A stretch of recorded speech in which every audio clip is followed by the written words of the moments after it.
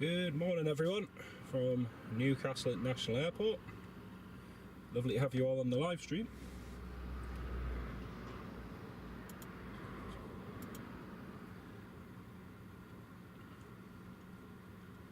Hope everyone's keeping well this morning. It's great to have you all on board.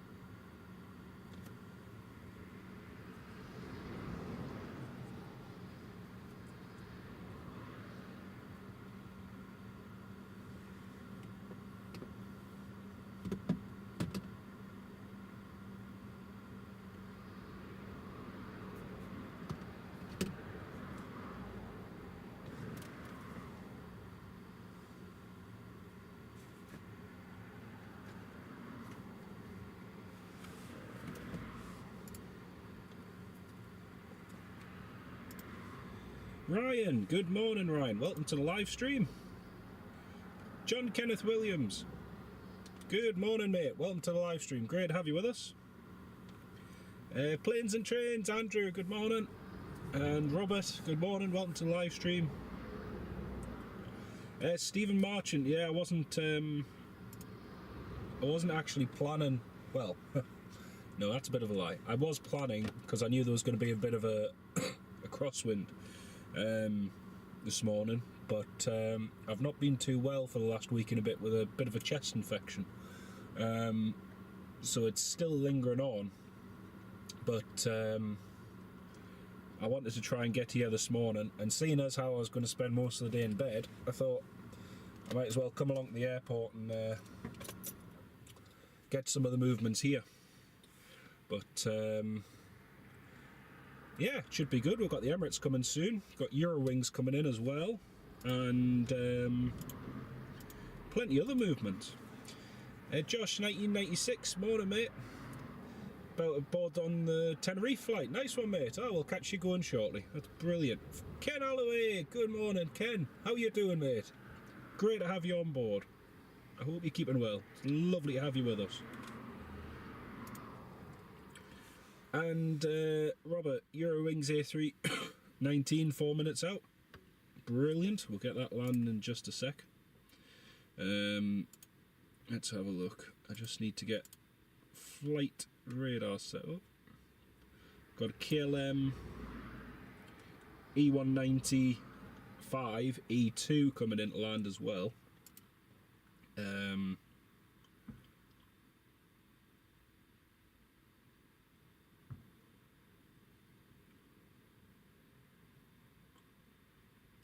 I think the Eurowings has just called up to land.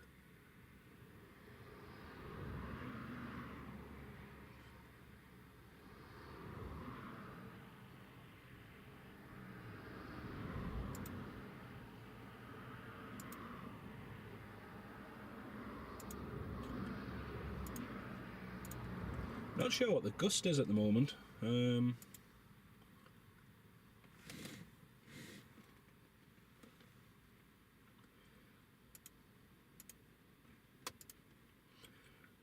After all that, I just missed that EasyJet. Right, I've got the chat all set up now. There we go.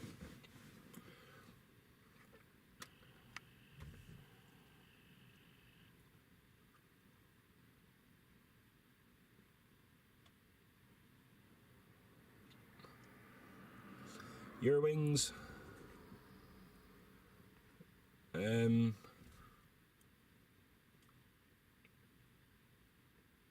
Eurowings was just told something about the wind. I didn't hear quite on ATC what they said.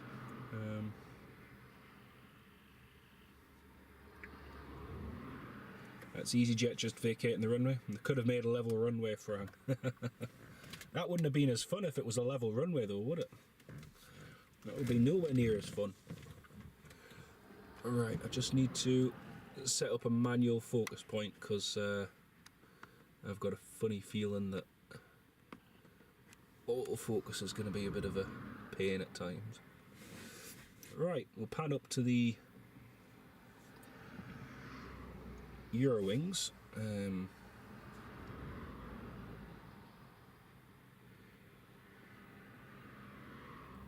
There's the Eurowings. I'd say the crosswind's very direct this morning. It's pretty much coming straight up from the south. So it's it was gusting 25 earlier. I was just trying to see on the flight radar app what the METAR is currently. Yeah, still gusting 25, 190 degrees, 14 knots, gusting 25. That's the wind currently.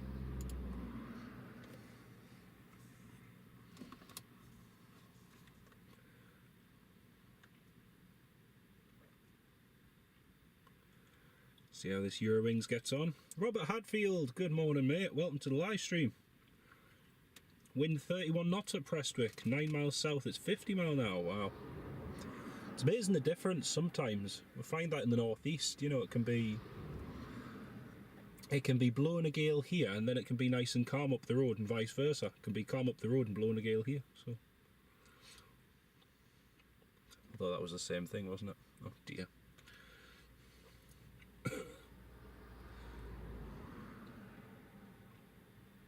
Spitfire! Hello mate. Bob, the way I've felt the last couple of days, and yeah, I was very tempted to stay in bed this morning. I'm still not been getting a good night's sleep.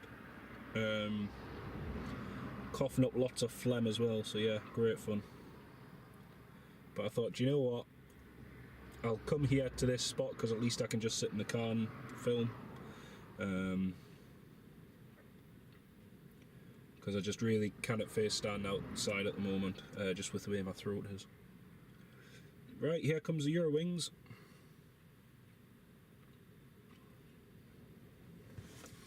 See how he gets on.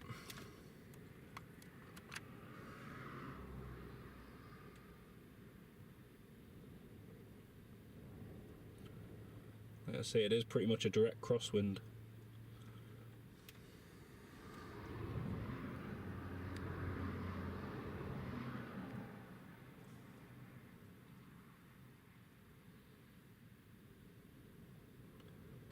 Nicely done.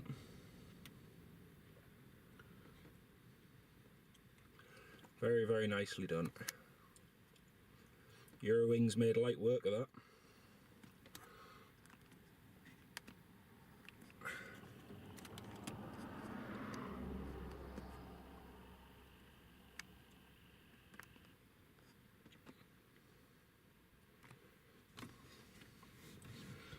Nicely done by Eurowings. Whoa! Hang on a minute, how am I not seeing Josh's, I can't see Josh's messages, hang on.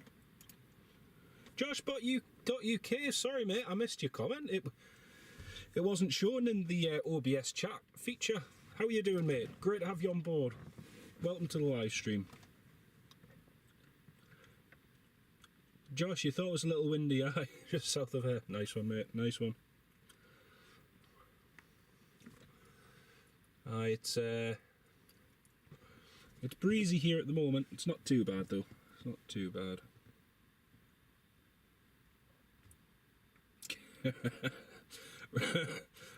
Robert Hadfield, have the owners beefed up the security on that house you keep breaking into? Not yet, thankfully.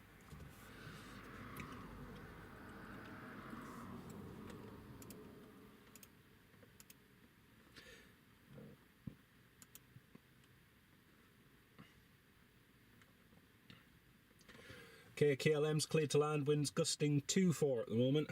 Wind is gusting 24. KLM E2 is up next. See how they get on. Embraer E195 E2 from Schiphol. So Josh, are you back in the UK again, mate? Robert D, yes, we got that. KLM's on finals.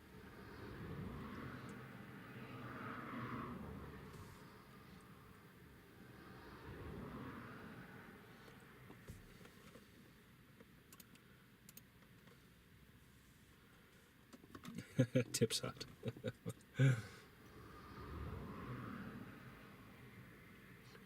Okay, let's see how this KLM gets on.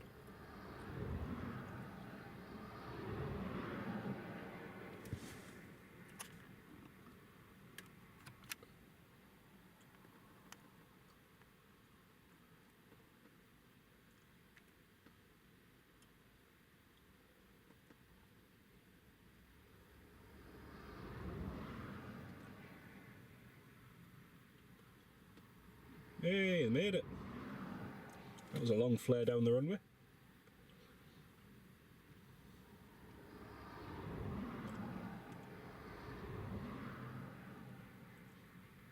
Hey, you can see him fighting that crosswind. Oh, right. Ah, finished 2.5 weeks ago. Nice one. Nice one, mate. Oh, that's good.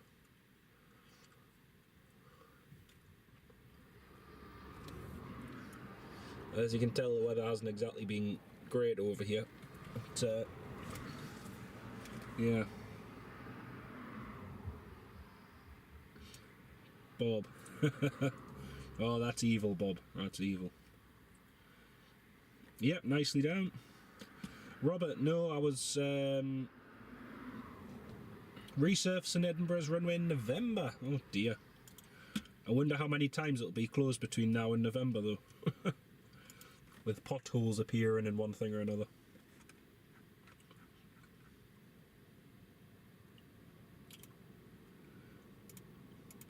Yeah, there's no Jet2 training flight today. Got Emirates due in 25 minutes. Ryanair due in an hour and 50. Jet2 due in 2.5 hours from Rome.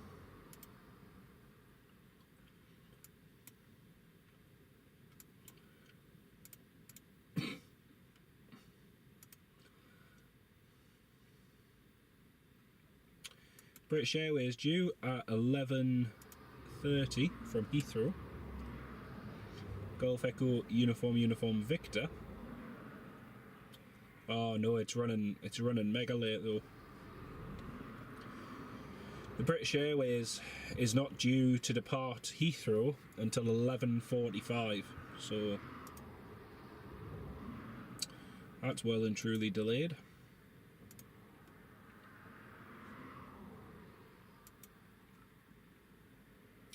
Tony McCall, good morning, mate. Welcome to the live stream. Great to have you with us. How are you doing? 3 weeks on Monday. £58 return with Ryanair. Cannot beat that, mate. Cannot beat that at all.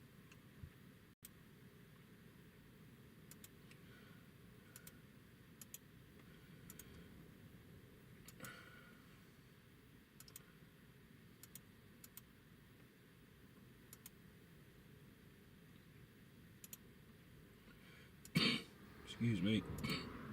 SJ's Transport, good morning. Welcome to the live stream. Great to have you with us.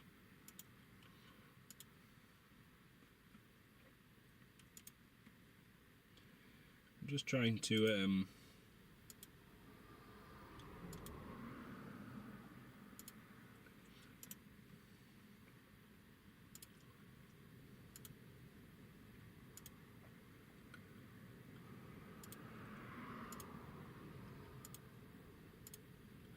just trying to get it so I can share Flight Radar 24 with you all.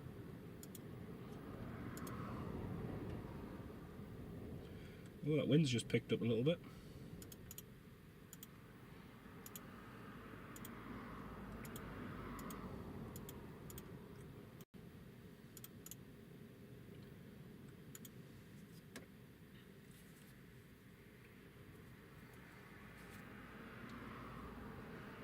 Oh, for 3 to 4 months. Oh, that'd be interesting, mate. That'd be interesting.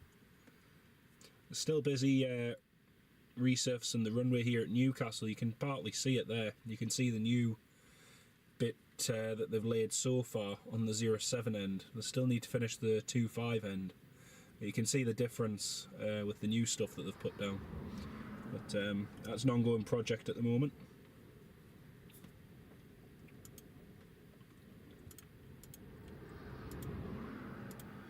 Aha, here we go.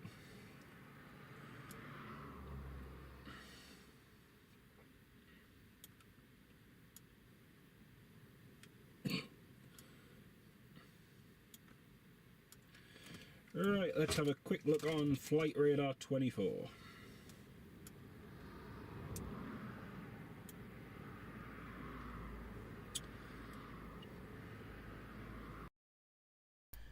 Right folks, just going to have a quick look on Flight Radar 24.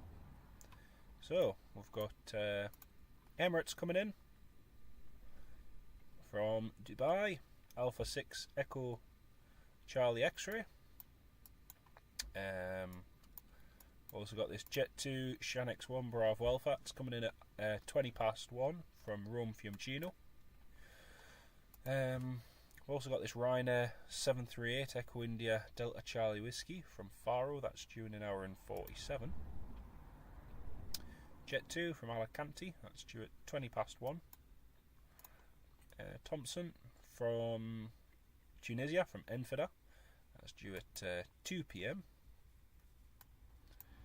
And that's pretty much it, really. The British Airways, I'll just show you what I was on about. British Airways, which is this one, it's due at 11:30.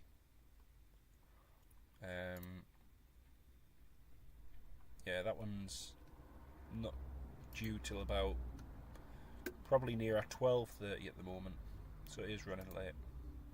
Then we've also got Eastern E190 from Amsterdam later. Another Ryanair 738 from Dublin. And then we'll have the Loganair come back in from Stavanger, from Norway. I'm not sure we'll be here later on for this. We'll see how we'll get on. But EasyJet A321neo, Golf Uniform Zulu Mike Bravo. That's due at 3:55. So that's what we've got due for later on.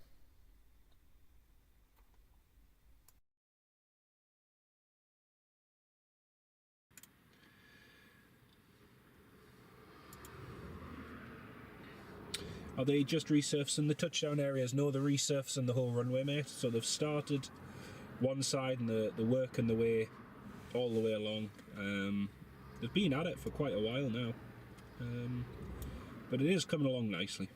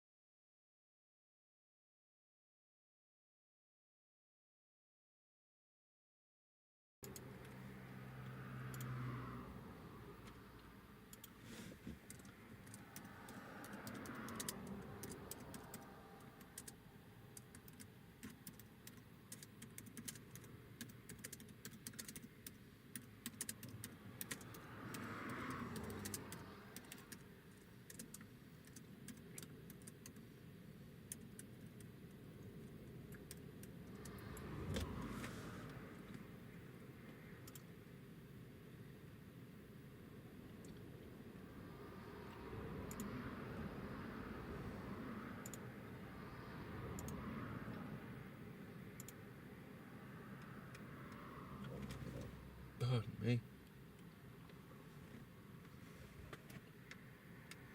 Just having a look to see if there's any RAF training flights today, and there's nothing really flying today. They seem to be having a day off. An RAF A330 just taken off from Bryce Norton. But apart from that, there isn't too much to see.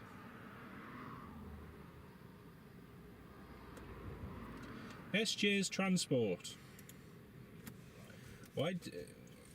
Silly question. Why do runways like Newcastle? I don't know why. But some. I'm not going to say who, but a very popular YouTuber who I won't name came up with this theory and idea that a lot of runways have dips like that to help aircraft take off. But yeah, it's not the case. It's just every airport's different. I mean, if you go down to Heathrow, for instance, there's next to no change in elevation from one end to the other. You go to Birmingham Airport, there's several dips in the runway just because it sort of goes over a couple of very small rises and dips in the land. So every runway is slightly different the way it's built, but no, it's not to help with lift. It's just the way the runways are built. And then at the same time, you've got other runways which go downhill quite a bit, where there's a bit of a gradient that goes down. I mean, if you look at Courchevel, for instance, you know, there's a classic example of a runway that's it's on the side of a hill, but yeah, no, every airport's different. Some airports you've got a nice bit of a gradient, other ones, you know, they want to have it as flat as possible, really, largely. No worries, mate, no worries. Purely topographical. There we go. There's the answer from Bob. Purely topographical. Ken Alloway, Jet2 were doing training flights. Yes, they were, mate. They were doing them from Leeds to Newcastle and also across to Prestwick. They've been doing it quite a bit this week. But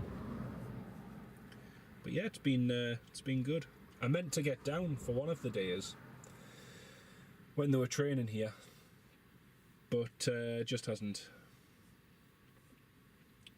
happened.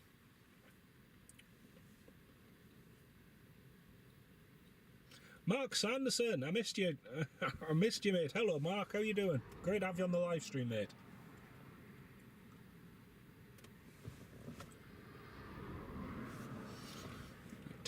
Tower's talking to somebody. I don't know who he's talking to, though.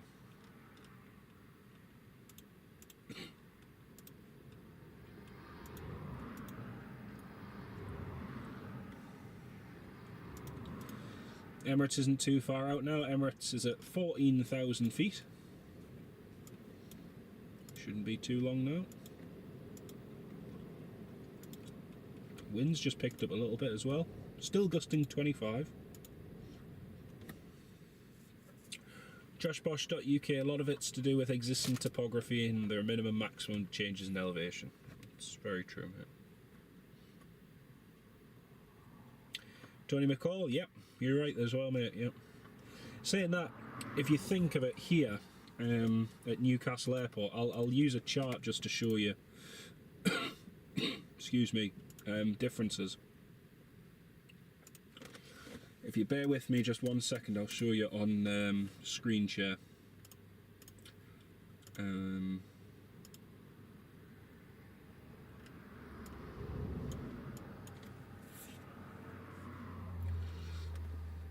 just how, you know, every airport is slightly different.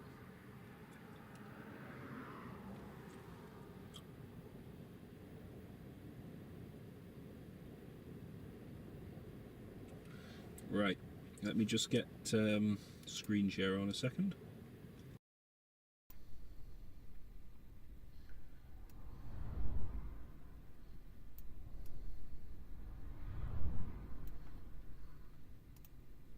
Right, you should be able to see this on the screen. So I'll just give you an example, right? So this is the This is the ground chart for Newcastle International Airport. So runway 25 at the far end, the elevation for runway 25, the threshold elevation, is 239 feet. And if you compare it to the elevation for 07, runway 07 threshold elevation is 263 feet. So you've got a 24 foot difference between the 25 end and the 07 end. So you've got 24 feet in difference, which when you think about how high 24 foot is, you know, that's if you take the average human's about 6 foot and work that out, and that's the difference between ends here at Newcastle.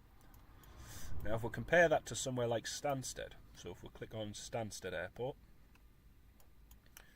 now Stansted Airport, the runway runway 22 threshold elevation is 348 feet. And then if you look at the runway 07 end, the runway 04 end, the threshold elevation is 332. So you've got a difference there of 16 feet between both ends of the runway. So yeah, like Josh has already said, and others have already said, the topography has a lot to do with it, and each airport's different. If we have a look at Heathrow, for instance, Echo Golf Lima Lima, ground chart, aerodrome chart. So runway 27 left there, for instance, the threshold elevation is 77 feet. And runway 09 right, the threshold elevation is 75 feet. So from this end of the runway to the other end, there's only a 2 foot difference, which is tiny in comparison. Same with 27 right, threshold elevation 78 feet. Threshold elevation 79, so 1 foot difference. And interestingly, in this chart for Heathrow, the highest elevation in the touchdown zone is 81 feet. So as you land on 09 left, the highest it's going to go up by is 2 feet, essentially, which is not a lot. And then finally, sorry, I'm probably boring all of you now. Let me just have a look at Birmingham.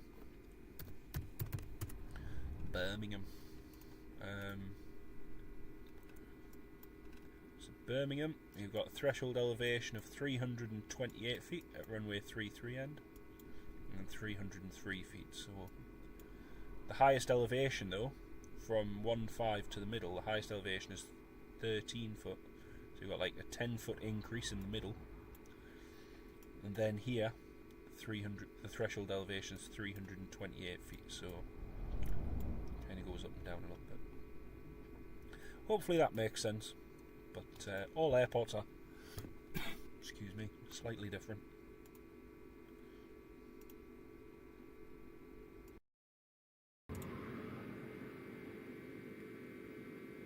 Megan, good morning, my love. Welcome to the live stream. Great to have you on board. I meant to message you. I'm sorry I won't be home for lunch today, love. Sorry about that.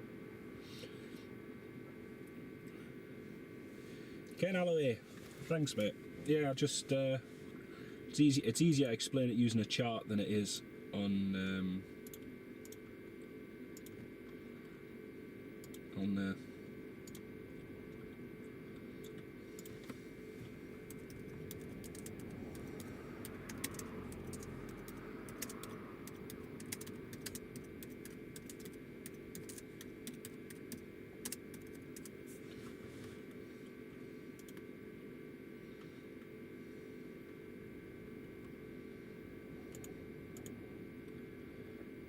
Alright, Emirates isn't too far out now.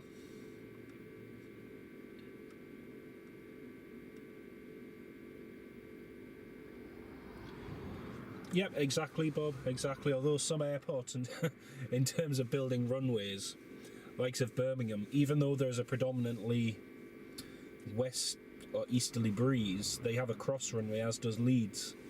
And just to give you a bit of history, the reason that those runways, because most of these airports are former RAF airfields, and the main reason that the runways are in the position they are, because even for likes of Leeds Bradford and for Birmingham, in an ideal situation, you would have, like the rest of the UK, like Manchester, East Midlands, Newcastle, Teesside, the prevailing wind in the UK for about 80%, 90% of the year is a westerly breeze. And yet, following World War II, most of these airports had the crossover runways and had the east and west ones facing in those directions.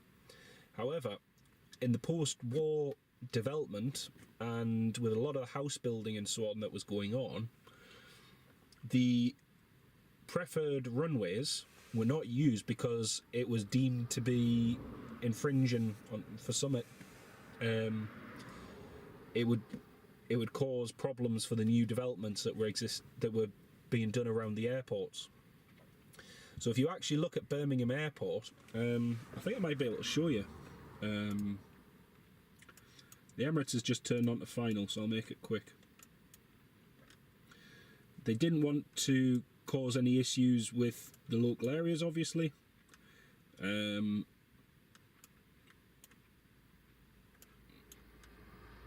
But yeah, the preferred runway isn't necessarily the one that was the one in use. Actually, the Emirates is a bit closer than I thought, so we'll have a look at it. Excuse me. We'll have a look at it later. But I'll show you what I mean, just in terms of preferred runways and housing developments, etc. And it's amazing just how things like that in post-war era had an impact. Josh, 1996 Jet2 to Tenerife has a 35-minute delay. Thank you for that, mate. Michael Johnson. Yeah, it is. It is, definitely. Definitely. Let's face it, it's the same with, motorways and road networks. Exactly the same with that.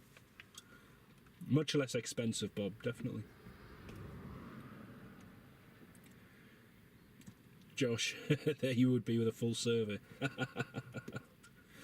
Oh dear.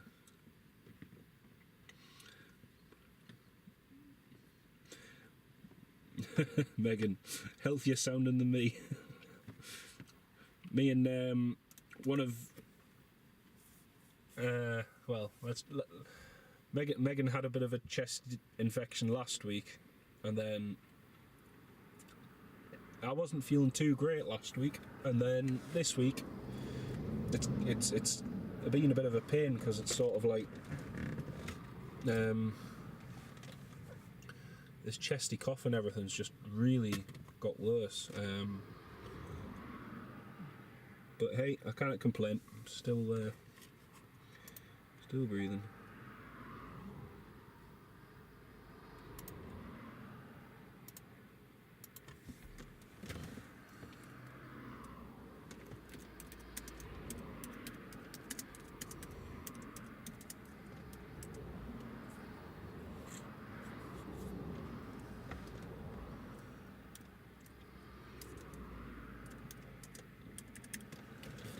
Okay, Emirates is cleared to land.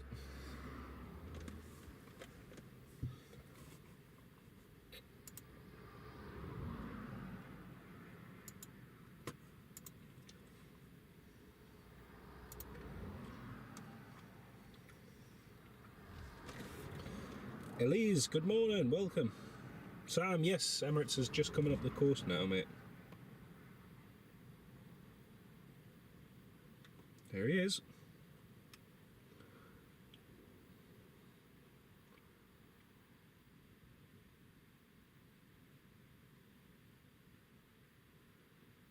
Surface wind 200 degrees, 12 knots.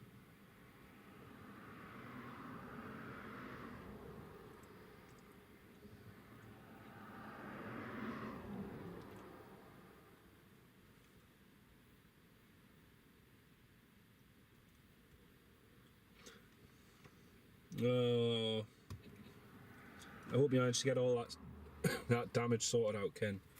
It's an absolute pain, mate. An absolute pain.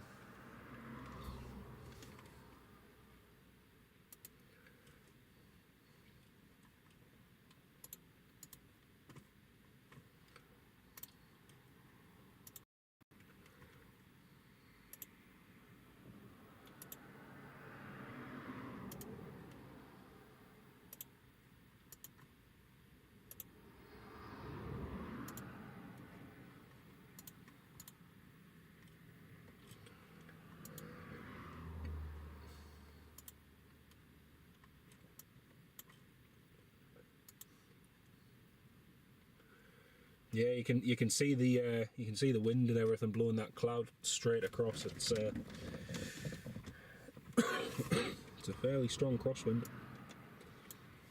Although it's only 12 knots down on the ground at the moment, so hopefully it isn't too bad.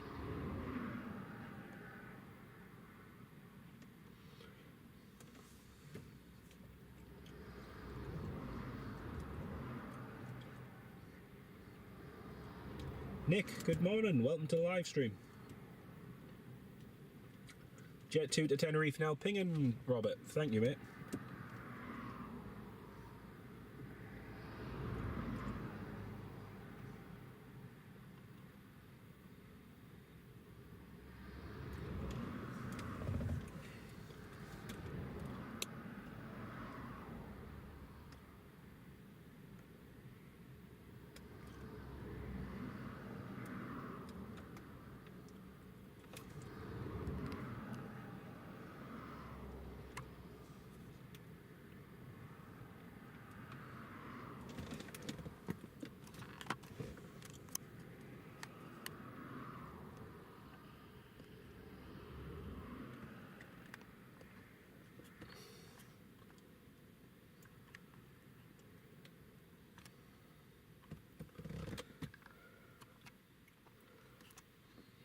Gusting 2.5 now.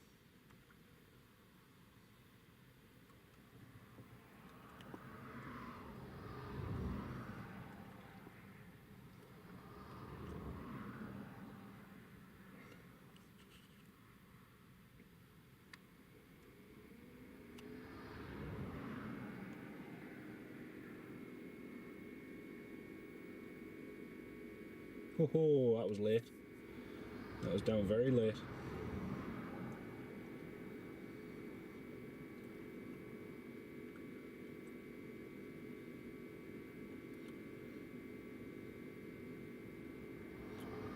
Oh, that was down very late.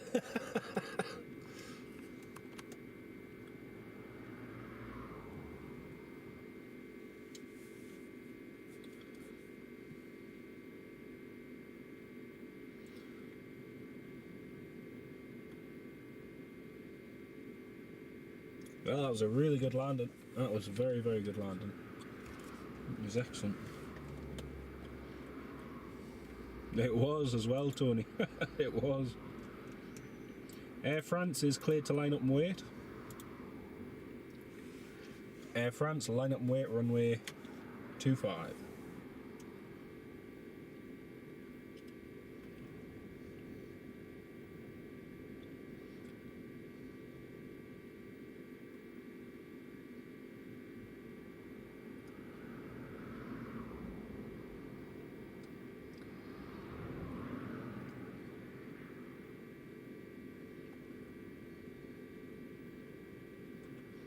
Let's see how the Air France gets on.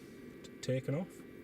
Last time we came here, when we had Storm, was it Storm Owen? Well, that Air France divert as an emergency to Edinburgh. Stephen, yes, it is. It is amazing how quickly it can slow down.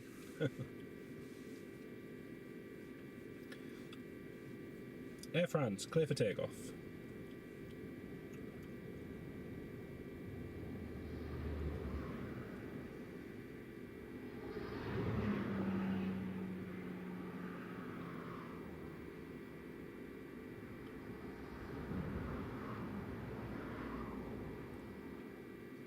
Aviation Adam, hello mate. Yeah, CMC4's just taxiing, yeah, he's just been cleared to taxi. The Holland Point Foxtrot.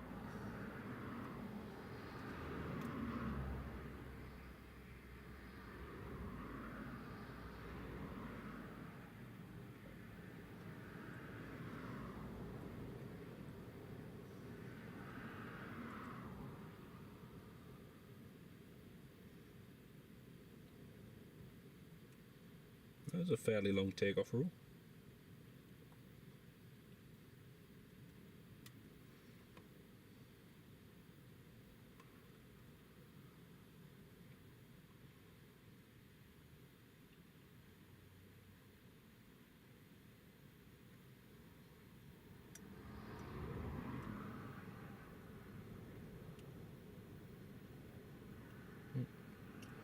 Up and into the clouds. Okay, so we'll have EMC 4 going shortly. Just clear to backtrack, line up and wait.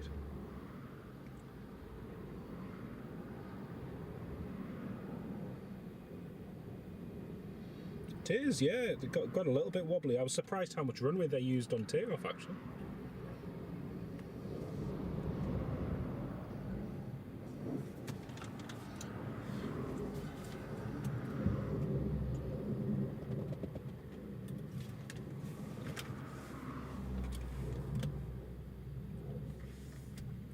Your ex-flying instructor's flying EMC4. That's nice, mate. That is cool. That is cool.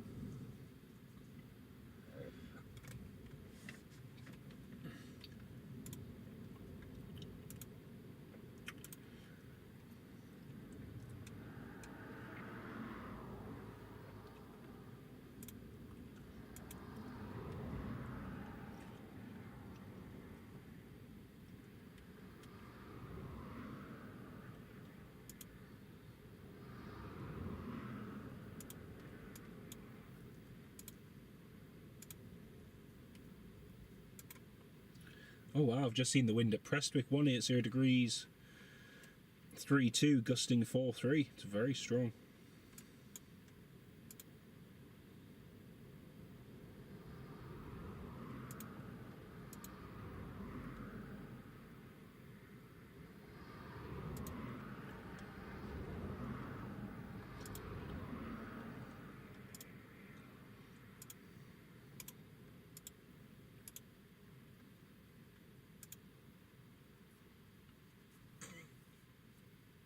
Yeah, it's good to see Sun Express back, Robert, yeah.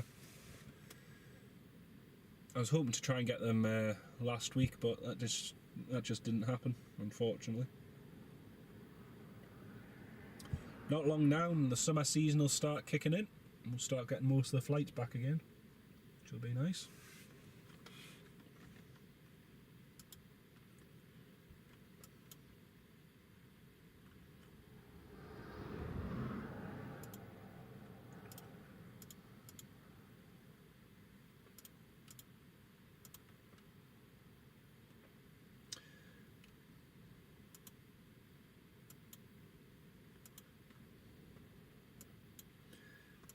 So it looks like our first arrival is going to be in an hour and 16 minutes, Ryanair from Faro. It's going to be our next arrival. Unless, of course, British Airways departs first. Right, EMC 4, 247 Aviation, Diamond DA62. A is just taxiing out now.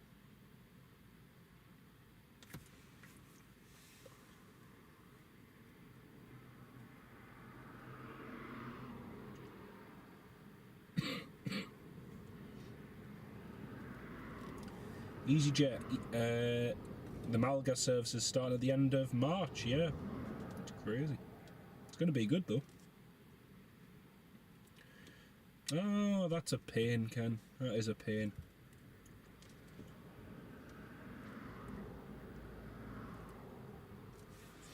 I have to say the wind was blowing...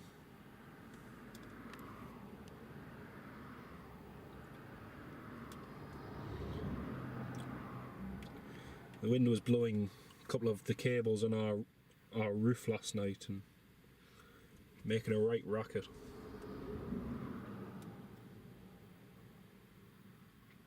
Wind is still gusting 25 knots.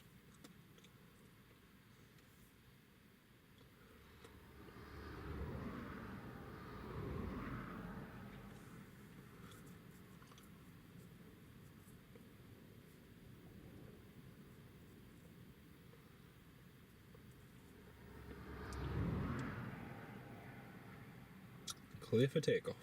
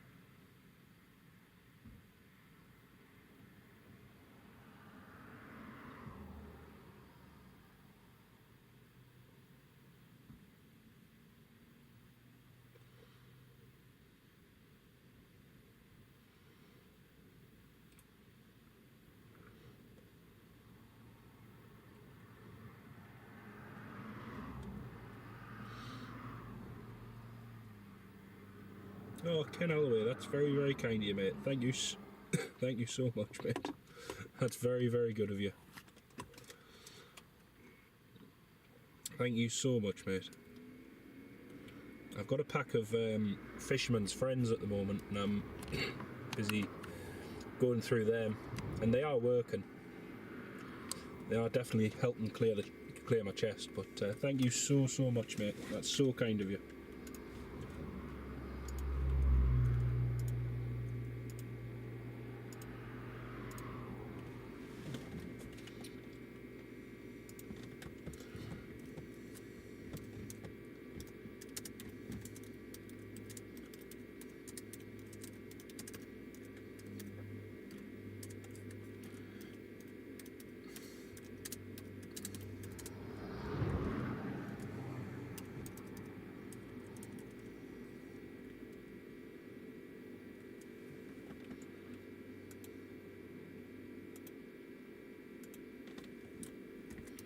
Thank you so much again, Ken. That's really, really kind of you, mate.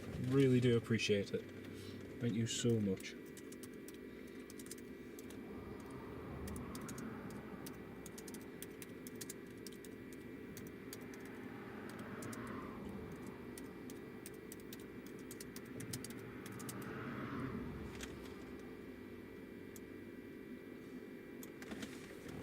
I don't know how I accidentally knocked caps lock.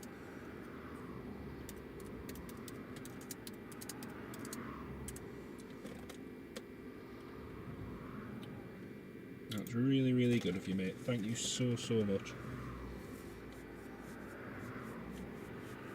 Yeah, crosswind of 25 knots, Bob. It's not too bad. It's no problem. It's not too bad. It is forecast to get a bit stronger through the rest of the day.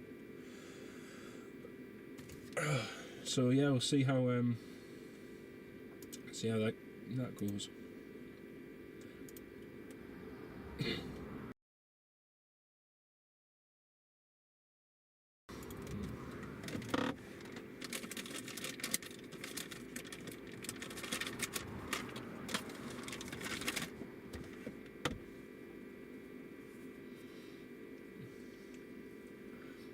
Thanks, mate. No, it is. They're not fun. You know it. It's I was at work yesterday, and it was a bit of a pain actually, because it's that point where you feel like you've got no energy. But yeah, it's a pain. Like I say, it could be worse though.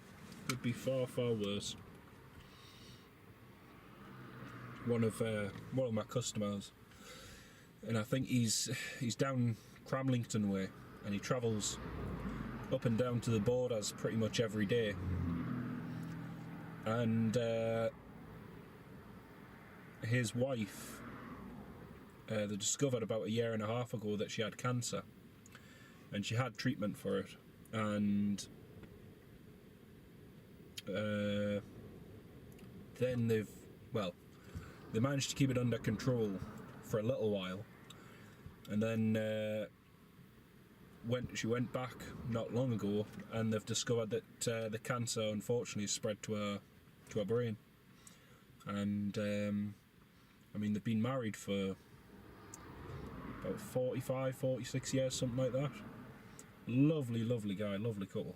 And you know, that's the way I always look at it, is no matter how bad I am, you always look and you think there's always somebody who's way, you know, going through an absolutely life-changing thing, you know, and it's never nice. It's never nice. But Jet2 737 on the taxi. Yep.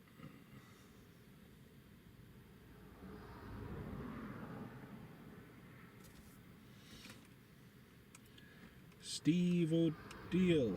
Is there a link to join as a member?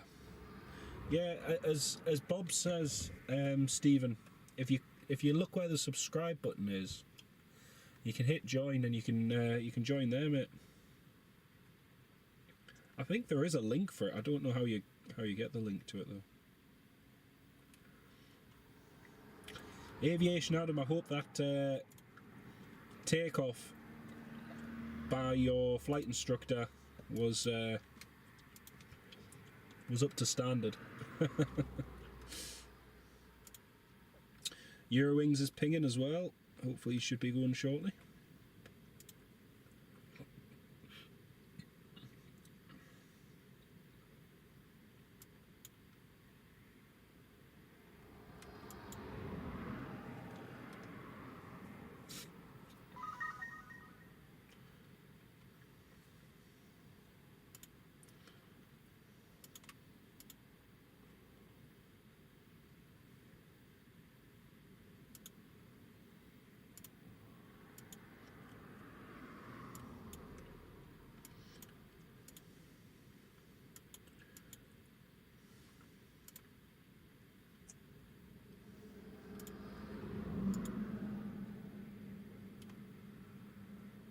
No link on the iPhone. Okay. I'm not entirely sure, mate. Oh, I think that's a Jet2 clear for takeoff.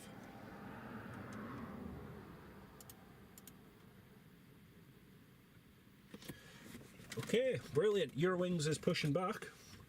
Jet2 clear for takeoff.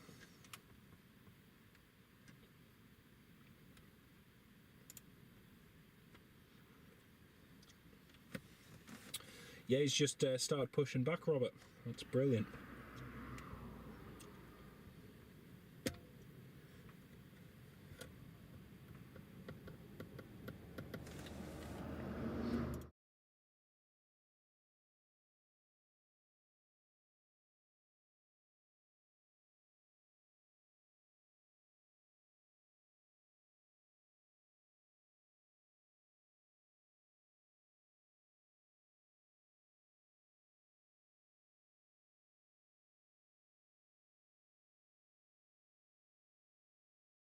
Oh, sorry folks, I didn't realise that was muted.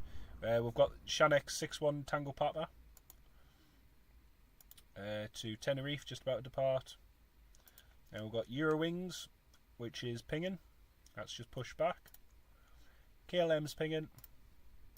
And EasyJet is pushing back as well. EasyJet to Belfast. So we've got two pushing back, one about to depart. That's good.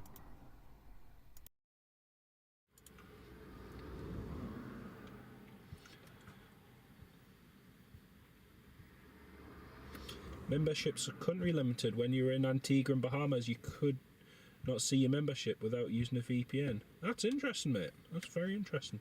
I don't know what it is, Josh, but you know, before when you first joined in the live chat, I couldn't see your comments.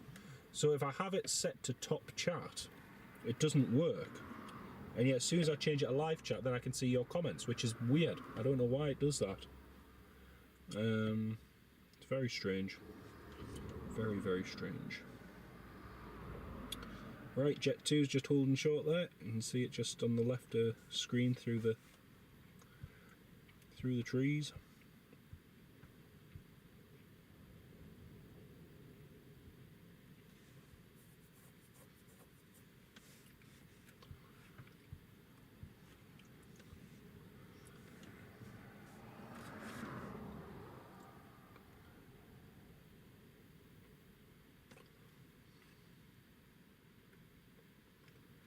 Let's see how this Jet2 gets on.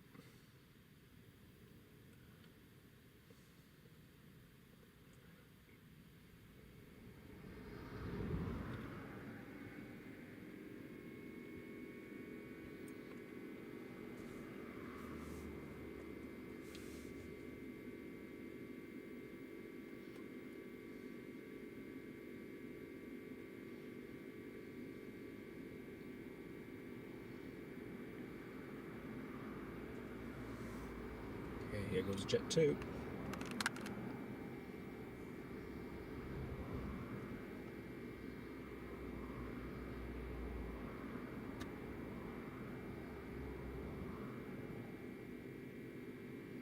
Nicely done.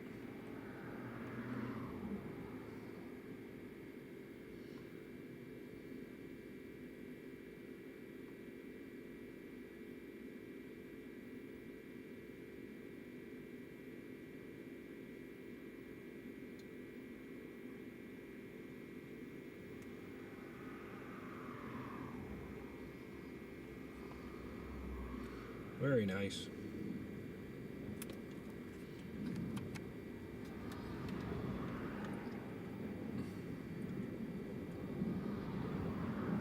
You have to be ultra winds. Ultra windswept and interesting, just like me.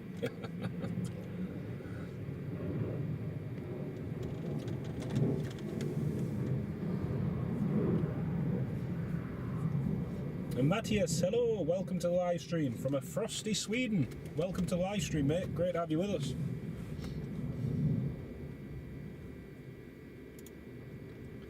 Eurowings is taxiing, KLM has pushed back, EasyJet has pushed back. Excuse me.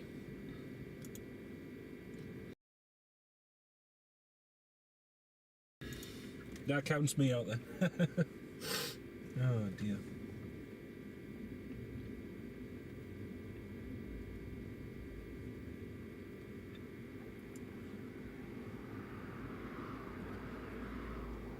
Well folks, we have now been live for a whole hour. Been live for 1 hour now. Toon Crier, good morning mate, welcome to the live stream. It's Friday again. And to you mate, great to have you on the live stream. Excuse me. I tell you what, it's crazy how mild it is. I mean, we've gone from it being freezing cold at the start of the week, and now it's, you know, crazy warm.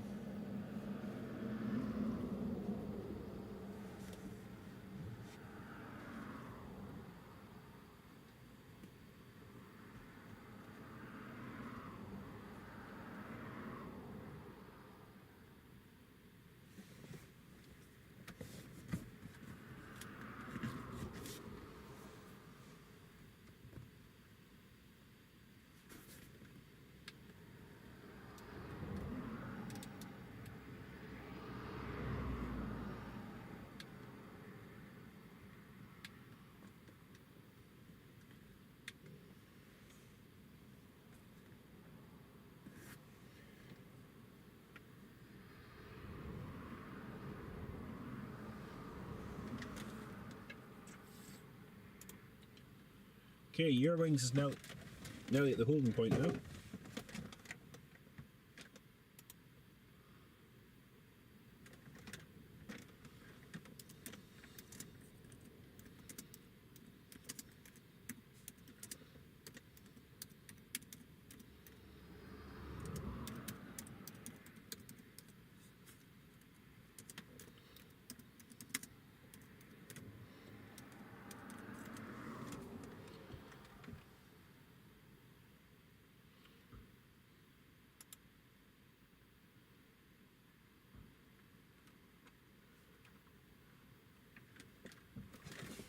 Okay, here comes the Eurowings. Departing bang on time as well.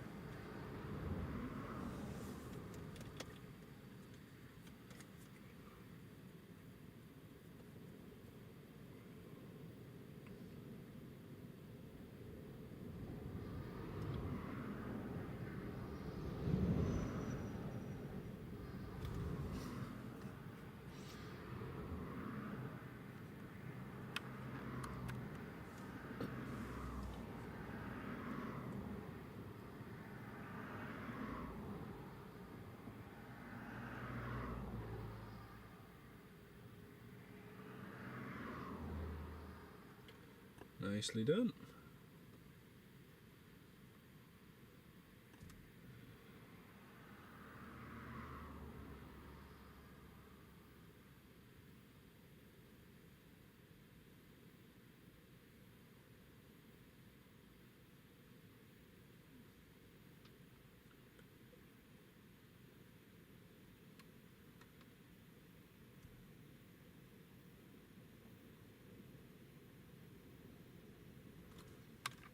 Hey, Stephen O'Dell, thank you so much for joining as a channel member, mate. That's very, very kind of you. Massive, massive thank you. Big welcome as a channel member. It's lovely to have you as one. Thank you so much for joining.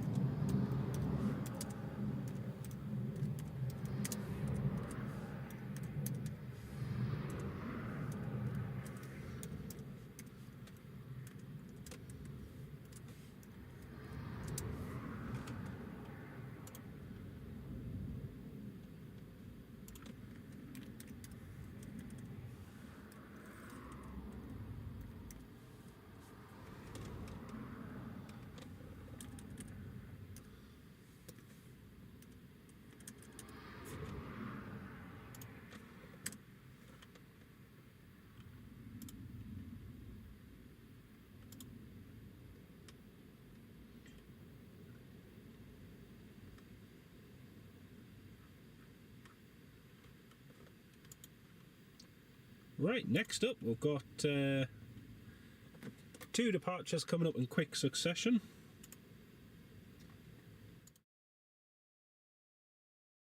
Got the KLM just about to depart, and we've also got EasyJet. KLM 90 Golf and Easy 571 Bravo. So I've got them 2 just about to depart in quick succession.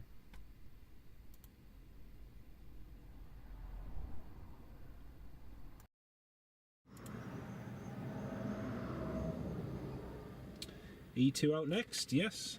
It seems like they've done a very quick turnaround. I can't wait for another couple of months' time. I'm going to be flying on my first Embraer E195 E2 with KLM in a couple of months. I'm really excited for that. Here it is. Here's the E2 coming.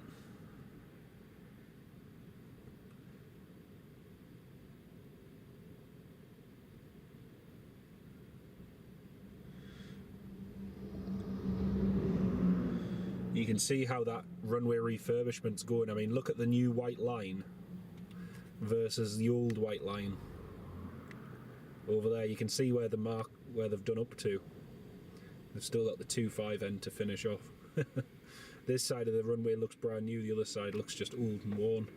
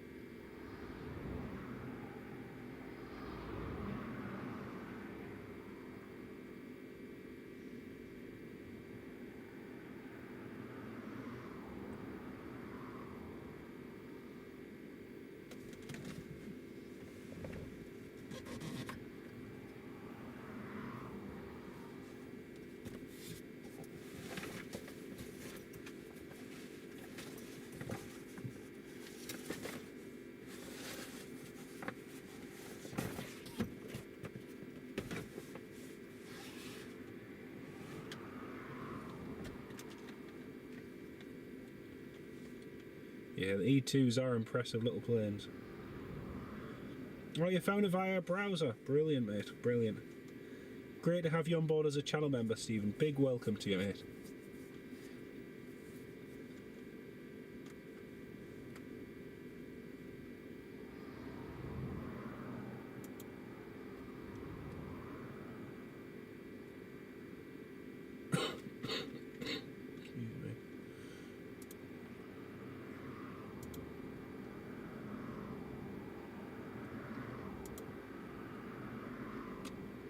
He's holding, he's waiting for something, I'm not sure what.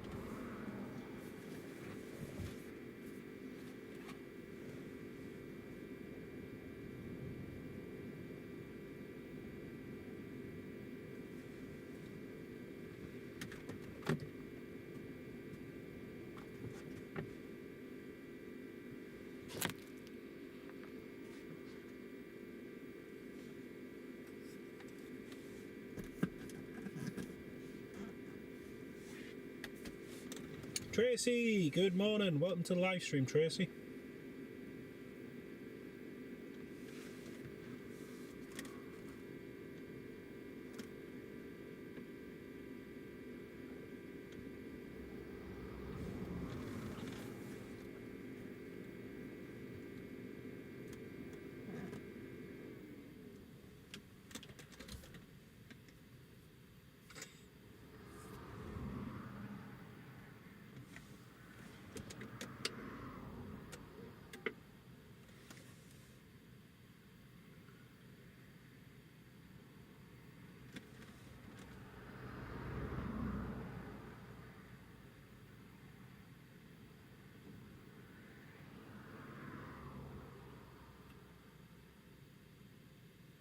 Yeah, he's waiting a while.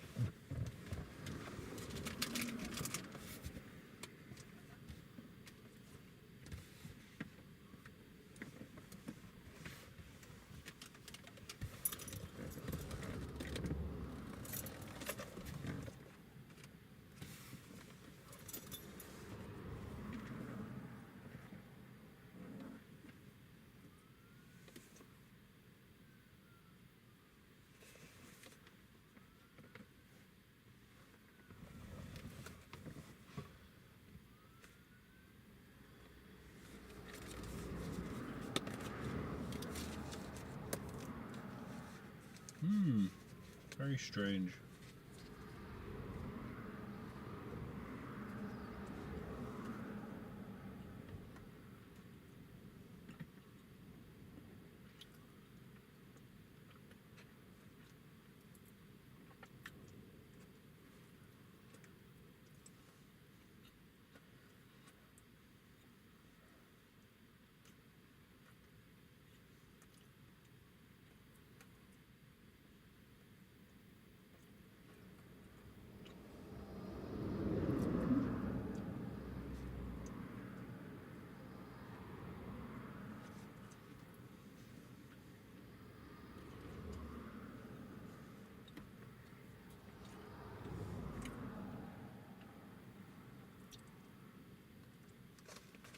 I'm not sure what the problem is, but he sat there on the runway waiting for something.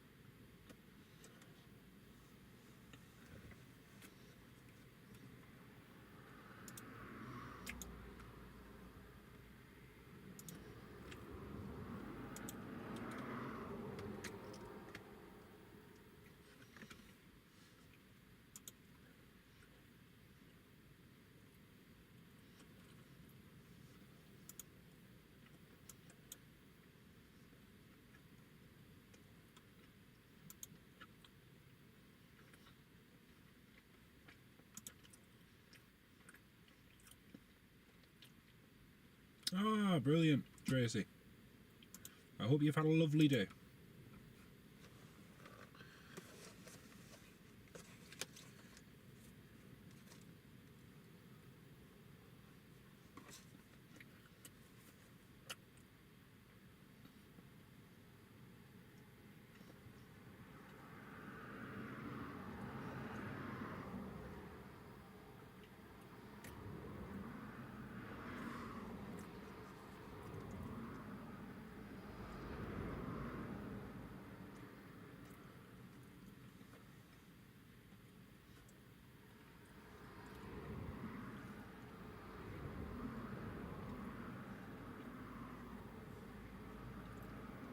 Well, I'm not sure what the delay is, but KLM's been sat on the runway for ages, and I've been listening to the ATC, but there's nothing been said so far.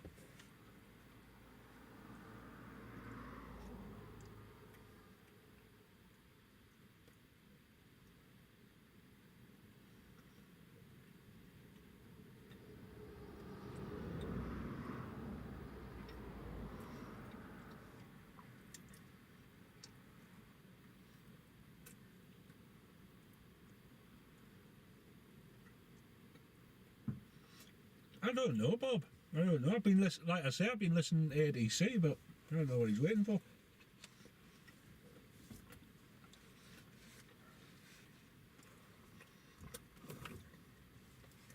Very strange.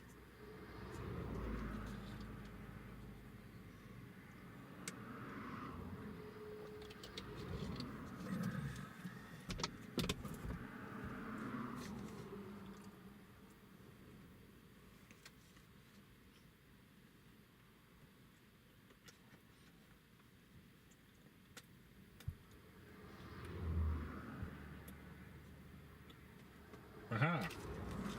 Land lights are on. Here we go.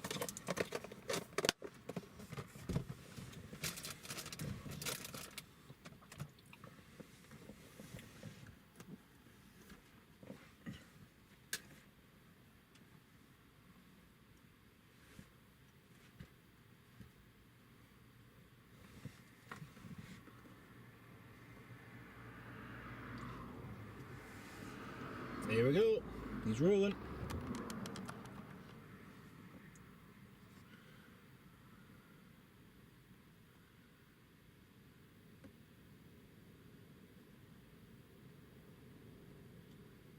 Up and away.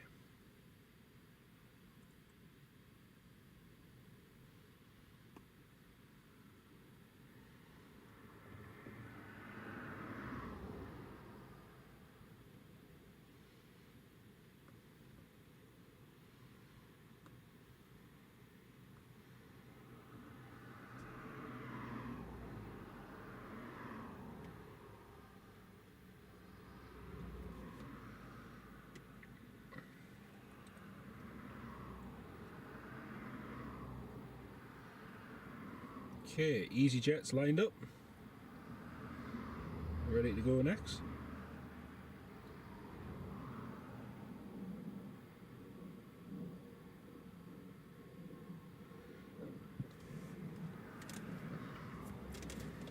Well, that took a while.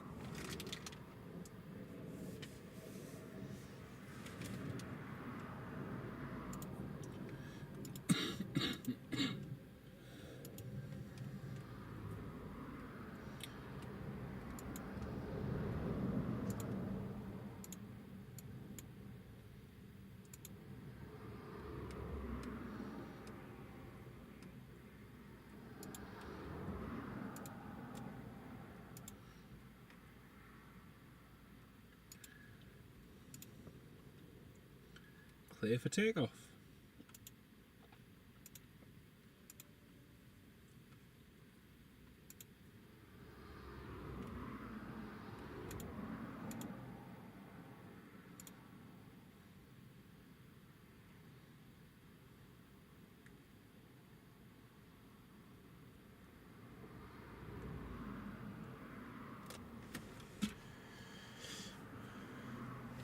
No, it wasn't that SJ, no, it was something else. I don't know what it was.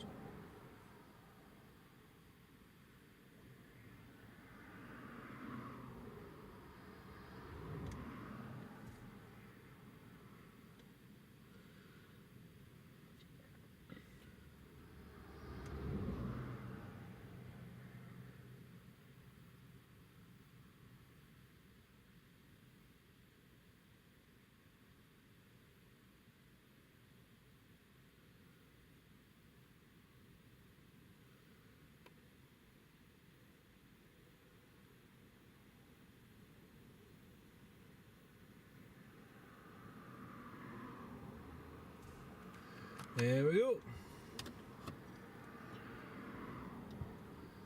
Happy days. That's EasyJet up and away.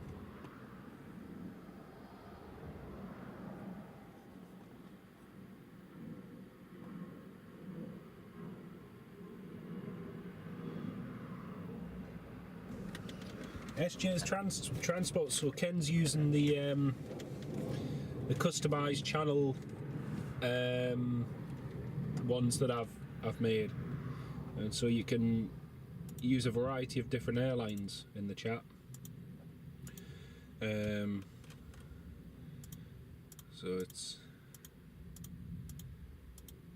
you can use them like this. So there's lots of different ones: Saudi, KLM, Eurowings, Jet2, EasyJet. But yeah, they're channel members only emojis, which anyone can use. Channel members can use, I should say.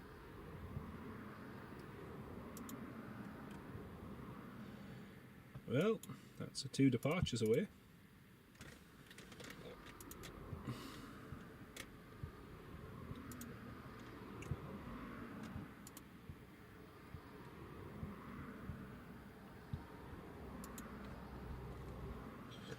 The British Airways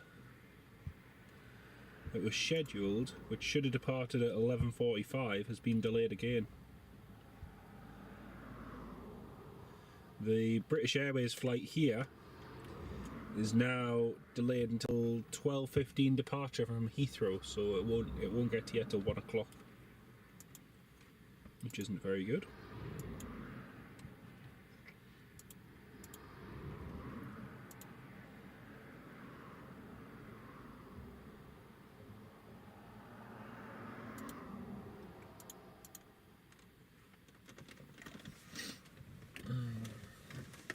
Well, time for a cuppa.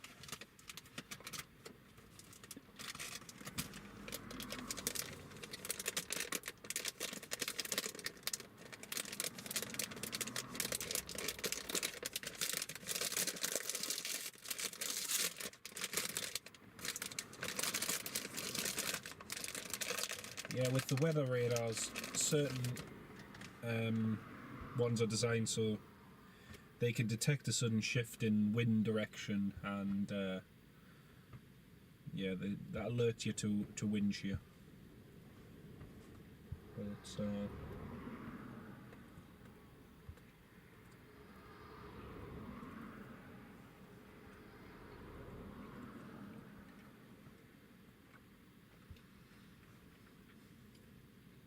it's one of the things they're looking at in regards to that Delta CRJ 900 that crashed in Toronto the other day.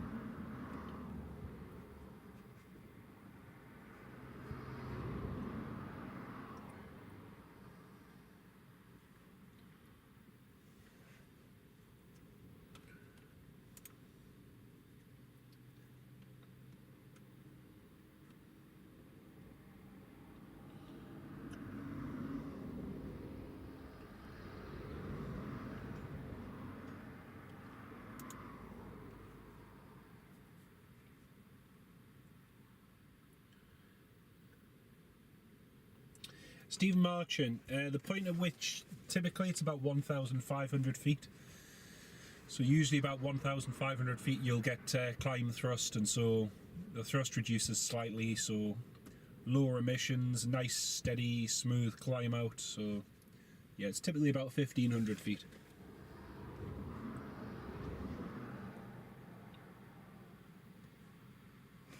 Yeah, 1,500 is typically the norm.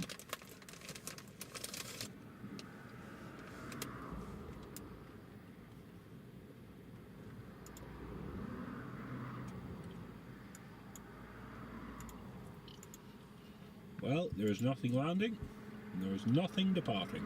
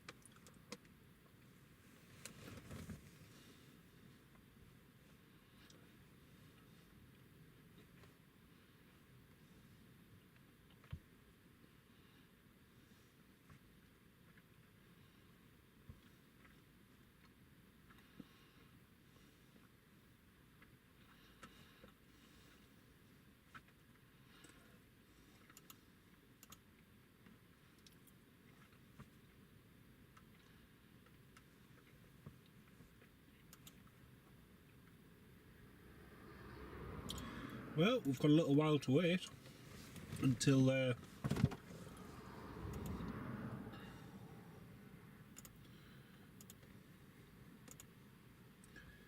next movements. Let's just have a quick look on Flight Radar 24. See where everything's at. Like I say, not really any RAF training flights today, which is a shame. No Jet2 ones either. We'll just enable the filter for Newcastle. So we've got Ryanair coming in from Faro. It's due in 26 minutes. It's just approaching Chester. So another 25 minutes to go for that to arrive. Then we've got Jet2 in an hour and 21 minutes from Rome. Jet2 in an hour and 20 minutes from Alicante. Tomjet in 2 hours from Enfida, from Tunisia. Another Jet2 in 2 hours from Malaga. And the really heavily delayed one is GT2 which should have departed a while ago. Looks like there's a lot of delays this morning actually. Yeah, here we are. Newcastle flight BA 1326. Estimated at 12:15, so another 14 minutes to go until it departs. If that's to be believed. Like I say, it's excuse me, there's a lot of delays Amsterdam's been an hour delayed. Knock's been an hour delayed. Munich, an hour and 5 minutes delayed.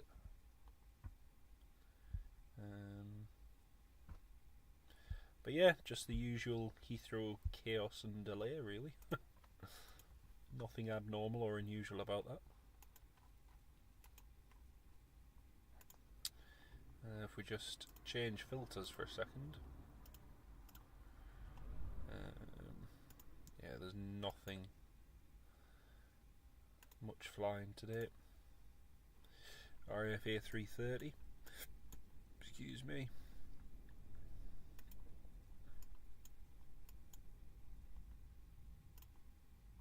So one thing I love about Flight Radar 24 is just that ability to switch between types very easily now. German Air Force 683. Ascot 7221 is going to have a little sniff around Russia. Up, probably, it's heading to Finland. Zulu Zulu 666. Probably head up to Kirkenes and then across, and then we'll just monitor and do a little bit of sniffing around Murmansk, the north. The northern Russian naval fleet base. They don't have a massive amount of active ships, but the RAF do go and have a little look every now and then, as they have done round the Black Sea from time to time.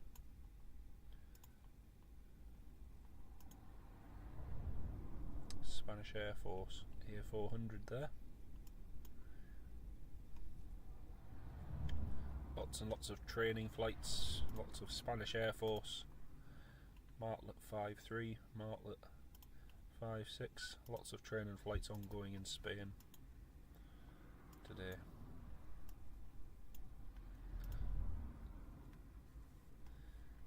NATO A330 just done a go around at Keflavik.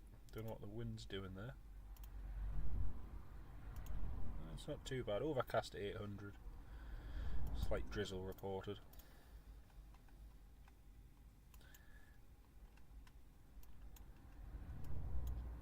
So yeah, that's what's going on at the moment anyway. There are a few, there's been a couple of overheads here at Newcastle. I've just had the Qatar A350 go over, heading into Edinburgh. But unfortunately it's too overcast to see anything, sadly. Yeah.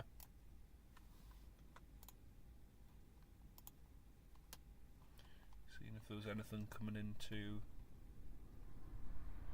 excuse me, into Teesside, but it doesn't look it.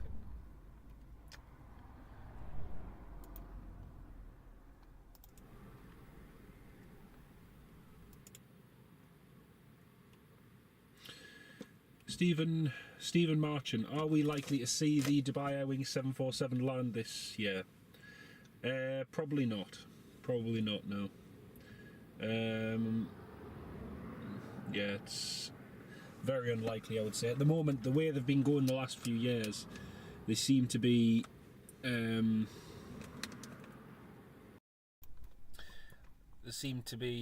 using 737-800s and stuff instead. Tony McCall, Air France 30 Kilo. Ah, yes, there it is. Air France 30 Kilo. Squawking 7700.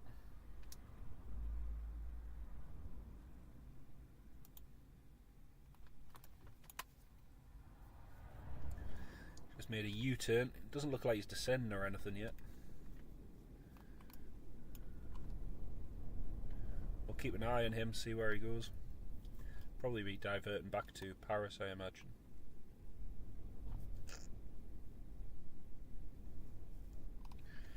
Currently tracked by 8,584 people around the world at the moment.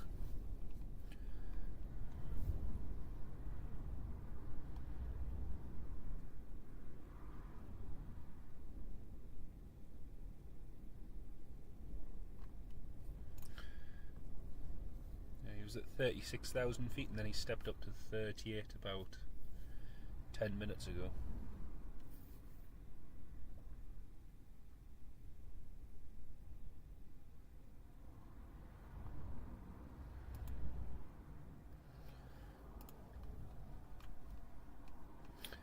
We'll keep an eye out and see where that goes to. Like I say, I imagine it'll go back to. Paris. Sean Ray, hello mate, how are you doing? Great to have you on the live stream. Tracy, have I booked any holidays? Yes, I've got a couple booked. Got a couple of trips booked as well. I've just booked Gran Canaria, so that'll be nice. And also got a trip over to Stockholm and Copenhagen, although our Copenhagen one is being cut short slightly because of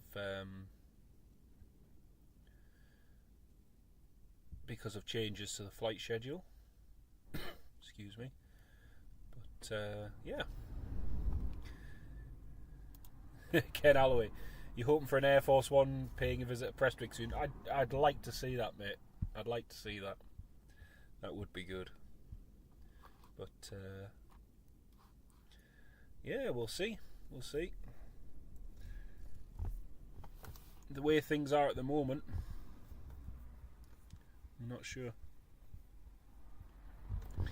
Tony McCall, you're right there, mate. You're absolutely right. The majority of them are minor issues, yep. They're either minor issues or medical, one of the two. But it's seldom they're actually. I have saying that there are a few times where I've seen ones particularly smaller twin prop aircraft or single prop aircraft where they've squawked 7700 and then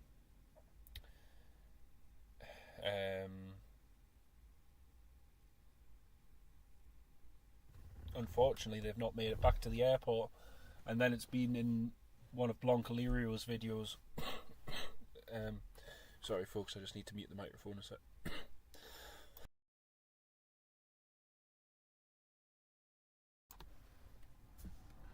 But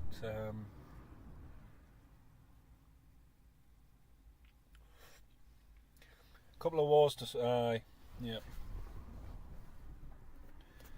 Unfortunately, it's yeah.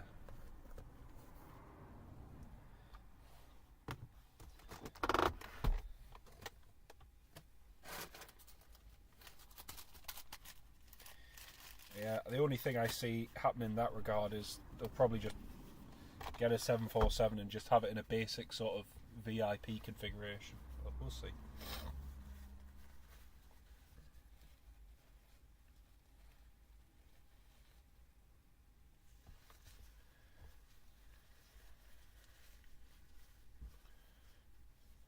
Norwegian have helped with Copenhagen. Yeah, they have, by changing the flight.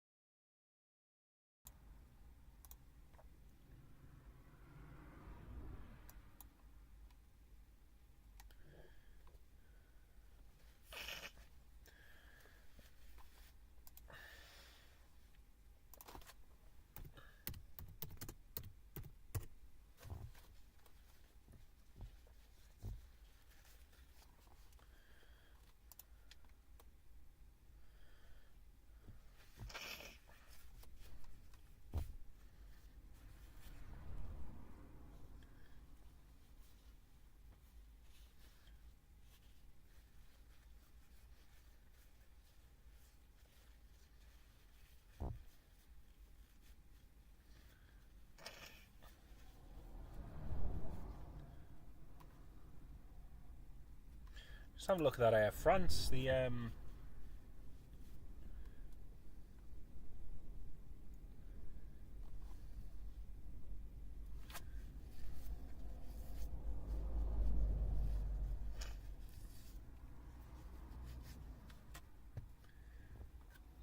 Yeah, the whole debacle with Air Force One should have really been sorted out a long time ago. But one lot after another just hasn't bothered to sort it. But it'll be interesting to see what happens. Air France A350 squawking 7700. It's just making another turn now. I don't know what it's doing. Initially I thought it might be going to Glasgow.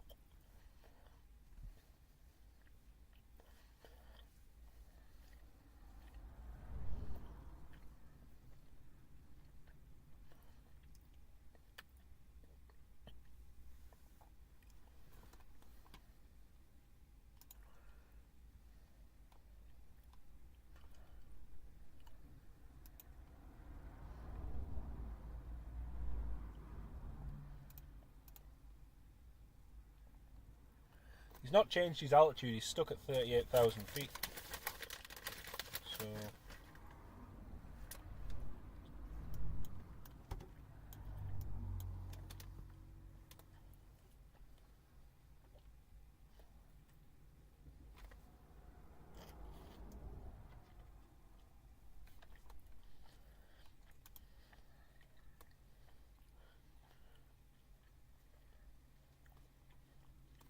yeah, you can't even imagine the amount of money that's been spent. And bearing in mind, it's not like it's never been done before, you know. Air Force One's not exactly a once in a lifetime thing. It's been done, it's fairly easy to do, but hey. Tony, I believe so, yeah. I think the A350 in general does, yeah.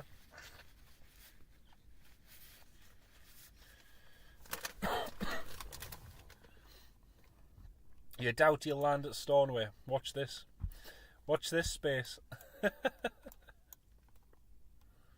He's not climbed, he's not descended, he's...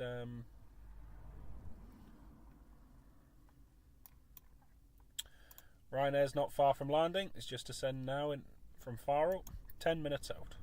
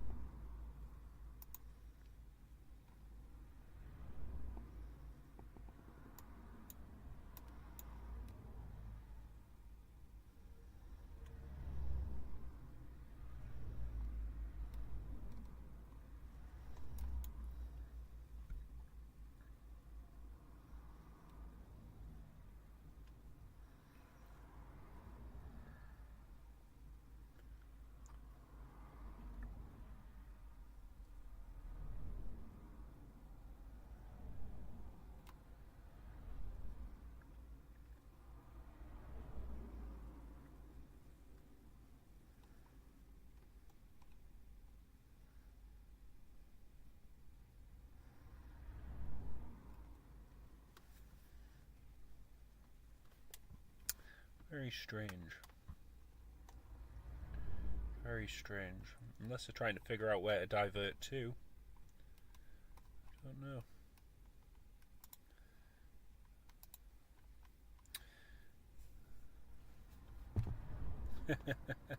Last time a jet diverted to Stornoway, that use a forklift to get to the door. Oh dear. That would not surprise me. In all honesty, that would not surprise me at all.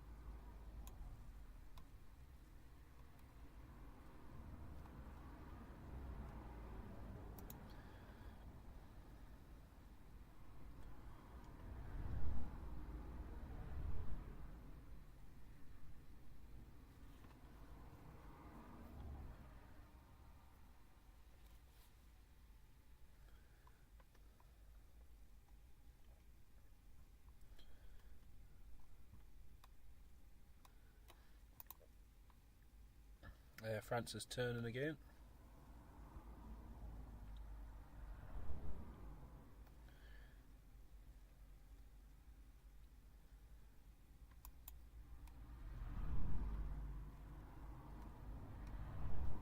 Well folks, our next arrival is just a couple minutes out.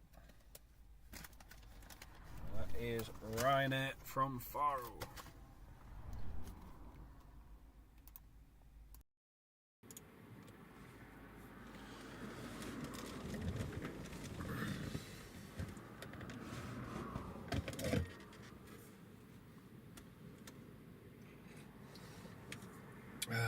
Lovely cup of coffee.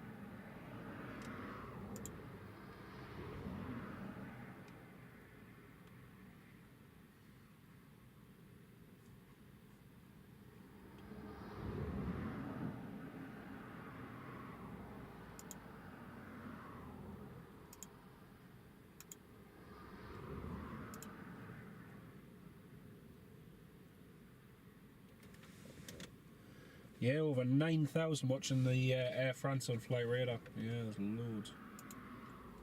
Loads and loads watching it. Ryanair's on the approach now.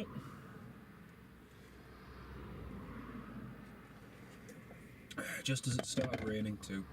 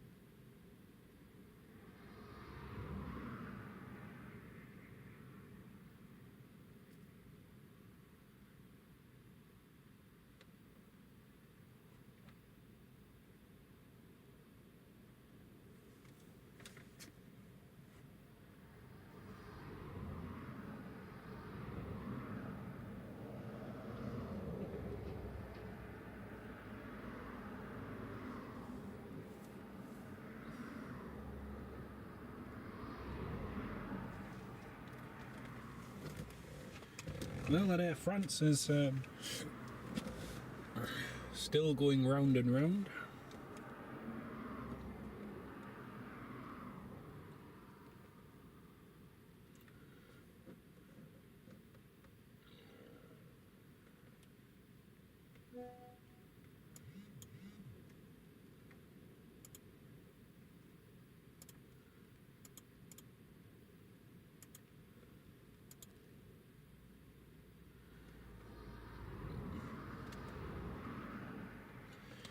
I like flying with Ryanair, Tracy. Honestly, I've flown with Ryanair so many times now, and always get a good service with them. Never really have any issues. So, yeah, I do like flying with, excuse me, with Ryanair. Jet2 is a good airline to fly with. I like flying with them. But the airline I fly with the most by far is Ryanair. Right, here comes the. Talking of which, here comes the Ryanair 737-800. Here's our first movement in a while. All the way from Faro, landing nearly 30 minutes early.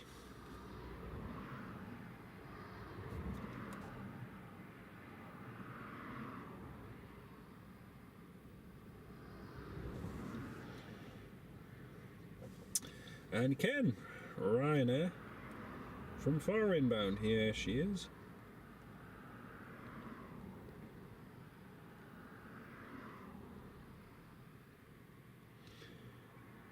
Yeah, we'll find out. That's the thing, they get a reputation for hard landings, but honestly I've had very, very few of them. And the ones that they do have are very, very much exaggerated. Yeah, this is one of the older 738s. Saying that wasn't that long ago, it was brand new.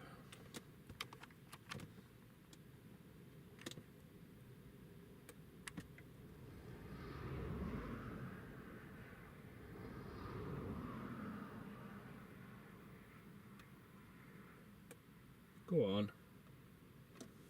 Go on. Yay, nicely done. Nicely done. Now you cannot call that a hard landing.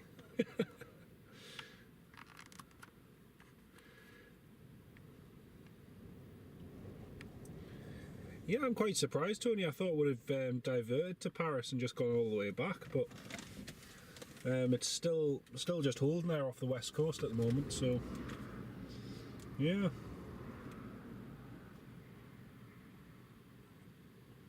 Yeah, well, I've had a nice tailwind, yeah.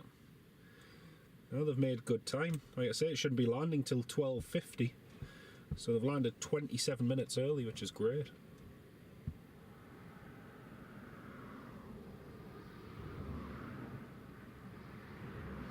Kevin Fairclough, perfect. Absolutely, mate. Absolutely. Well, another little gap between our next arrivals now. More of a thud. That wasn't bad.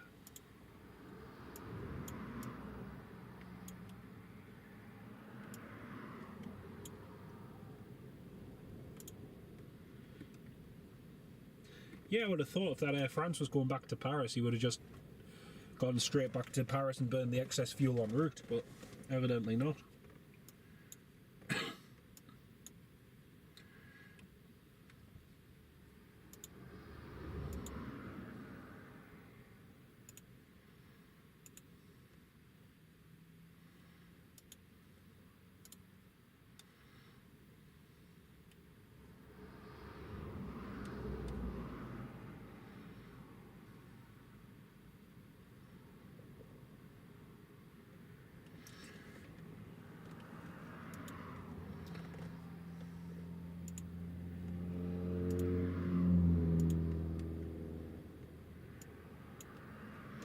Right, we'll just have another look on Flight Radar, just to give you all an update. So, we have Ryanair 13 Hotel Romeo, it's just landed, 27 minutes early. Ryanair inbound from Dublin, Echo India, Echo Sierra Victor, it's due in 40 minutes. Jet2 is due in 52 minutes from Rome. British Airways, which should have departed 2 hours and 15 minutes ago, is now taxiing. Shuttle 1-2 Hotel. The irony is that for that flight it would have been quicker to take the train, which pains me to say it, but it's a fact. Loganair is inbound from Stavanger as well. That's due in nice and early, 1:05. Departed 11 minutes early. That's cool. So yeah, that's the status of what's coming and going right now. Emirates will be departing in half an hour as well. Air France 30 Kilo is no longer squawking 7700, it's squawking 7263 and is still in a hold over the Atlantic. So I doubt they'll be, I may be wrong, oh excuse me, I doubt they'll be continuing the flight, but we shall see. Still in the hold there. They might divert to Glasgow or somewhere, I don't know. I very much doubt it.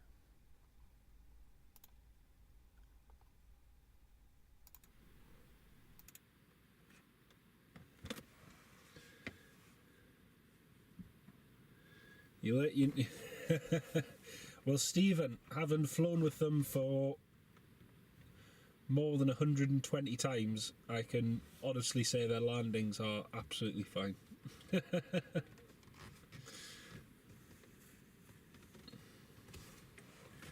In fact, actually, let me see if I can show you this.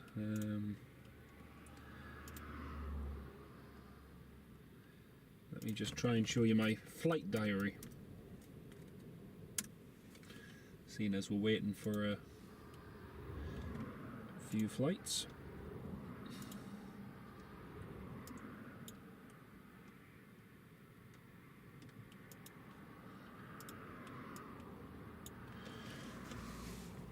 Alright, I'm going to show you my flight diary.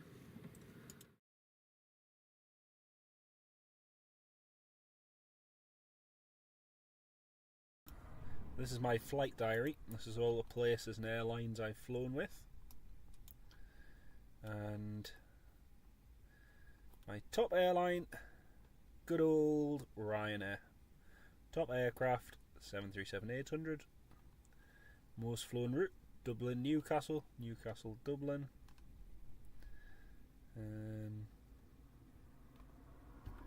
Yeah, nice steady increase in flights over the years. But yes, top airlines is definitely Ryanair.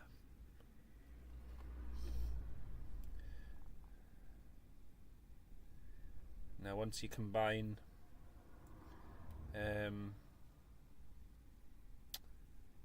Ryanair with the Lauda flights that I've taken as well, it's yeah.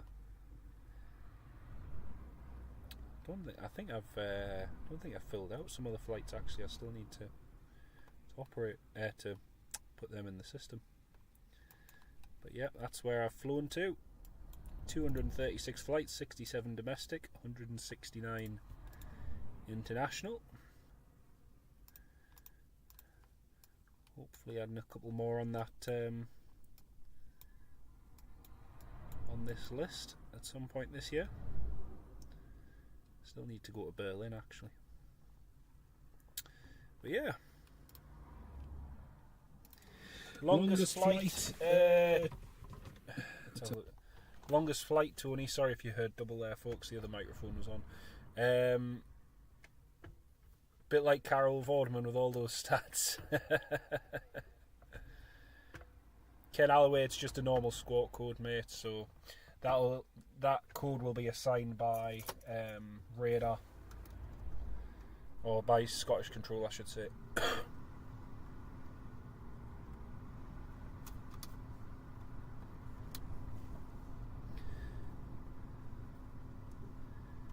Longest flight was sorry Tony, I meant to answer that, was to Calgary. That was my longest flight, from Edinburgh to Calgary, and it was nice. It was a nice long haul flight, but yeah, I enjoyed it. It was good fun.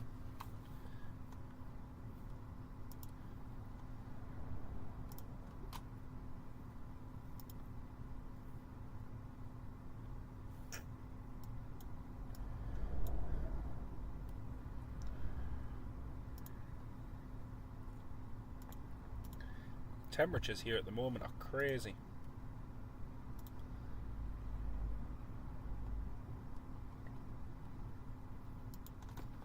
It's reading 15 degrees.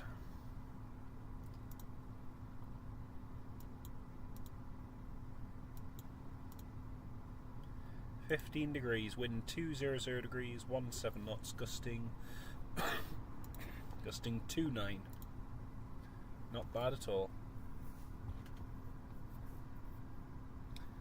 Carol, hello, welcome to the live stream. London Gatwick to Las Vegas on a Virgin Atlantic 747 in 2009, Ken. That is cool. That would have been a really cool flight to do.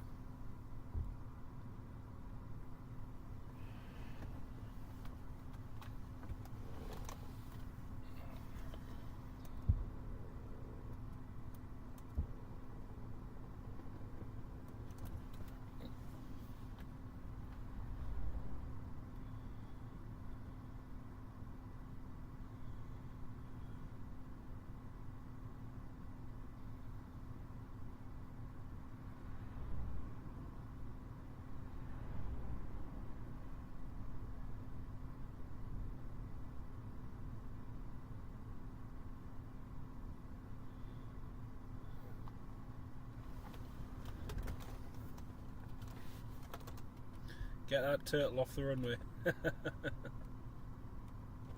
Air 2075 from Newcastle to Bangor. Refueled and changed a burst tyre, then down to Orlando. Nice one. Nice one.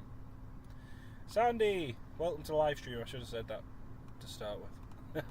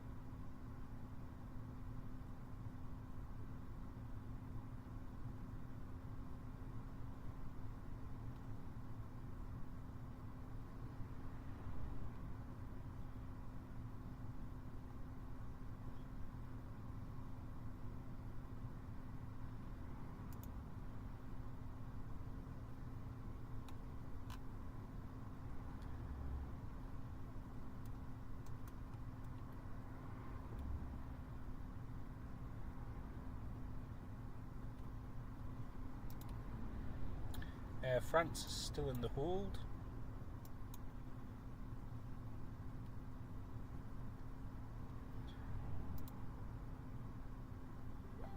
Stoffel! Hello Stoffel, how you doing, mate? Great to have you on board. San Francisco to Auckland. Ah, that would be a long flight, Josh. That would be a very long flight, mate. Yeah, great to have you on the live stream, Carol. Hope you're keeping well. We've got a few arrivals coming shortly. We've got Loganair, Ryanair, and a few Jet2s as well. Emirates is going to be departing in 20 minutes. And yeah, should be good. The crosswind is currently gusting 29.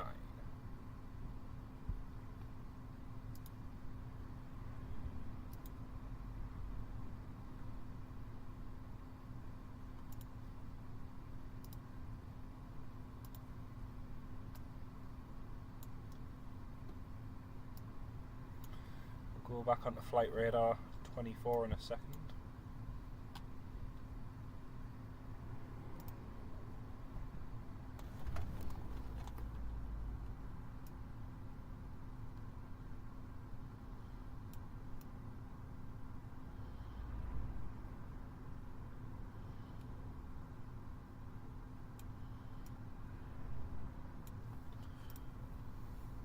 Well, there's the Air France. Tony, when you were younger, you did a stop at Bangor on the way to Orlando twice for immigration and refuelling on Monarch and British Caledonian on BCAL. Nice one, mate. Nice one. Frankfurt to Los Angeles when Thomas Cook was operating, about 13 hours. That would be a long one. I think that the Edinburgh to Calgary one was just about 8 and a bit hours, 8-9 hours. Wasn't too bad. Air France still in the hold.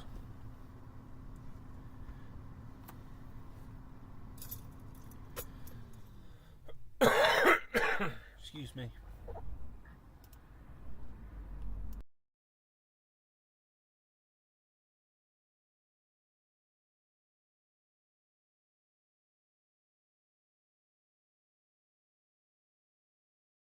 Sorry for that, folks. Yeah, Air France is still in the hold, and Loganair into Newcastle is 27 minutes away. Change the filters.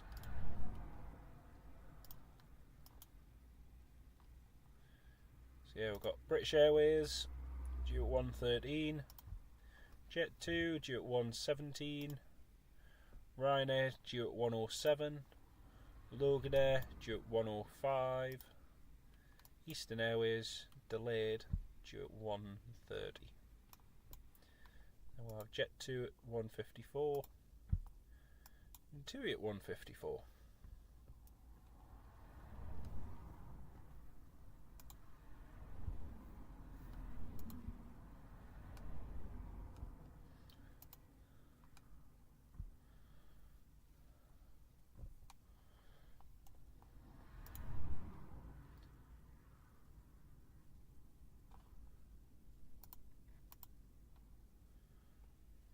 It's delayed getting into. Oh, that's not good. The EasyJet A321neo, which is due into Newcastle later, is running 44 minutes late. So it's not due to land till 2:34 and then depart Newcastle at 2:50. That's delayed till 3:19. So it's running a little bit behind schedule, unfortunately. Not to worry. Yeah, Air France still in the hold there.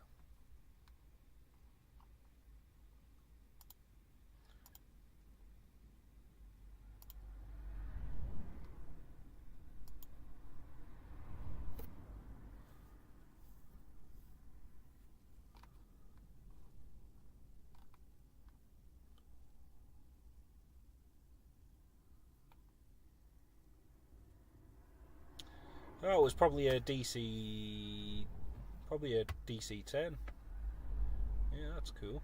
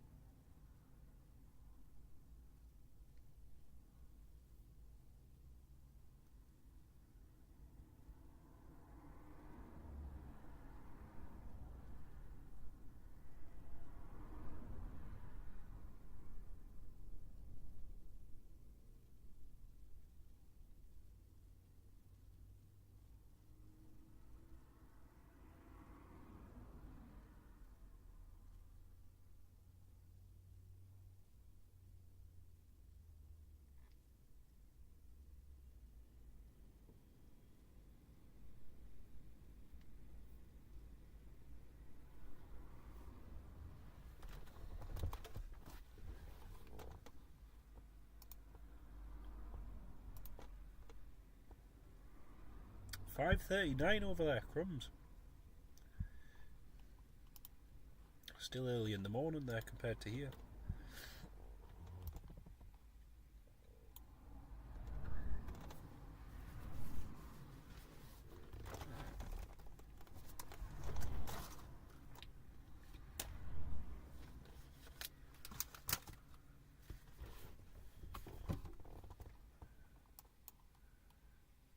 Well, Air France is still in the hold off the west coast of Scotland, no change there.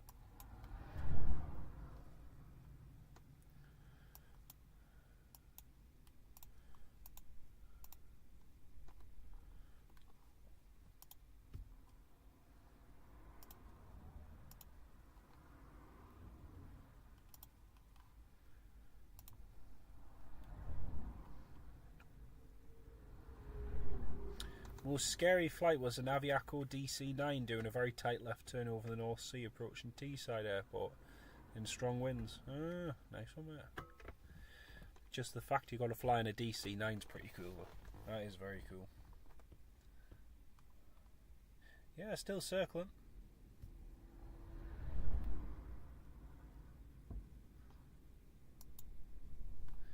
Just keeping an ear out for the Emirates just to hear when they eventually get going.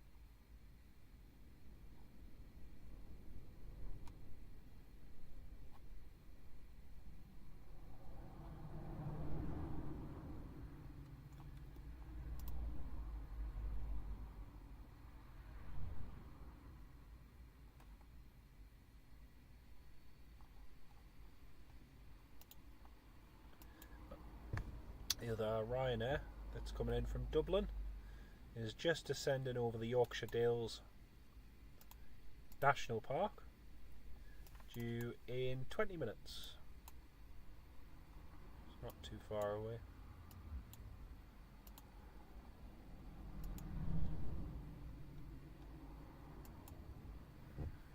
And the Air France is still in a hold.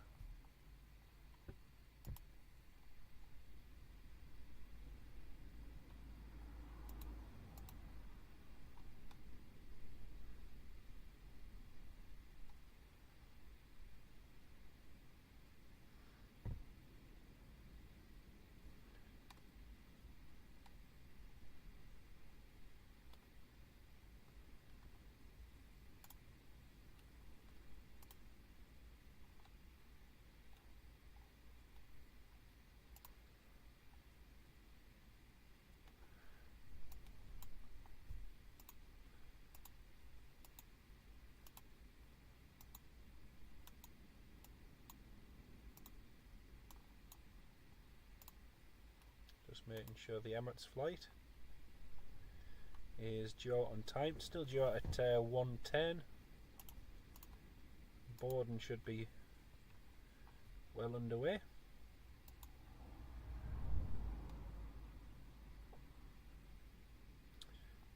Go to gate. British Airways flight's obviously delayed. Aer Lingus this morning was cancelled.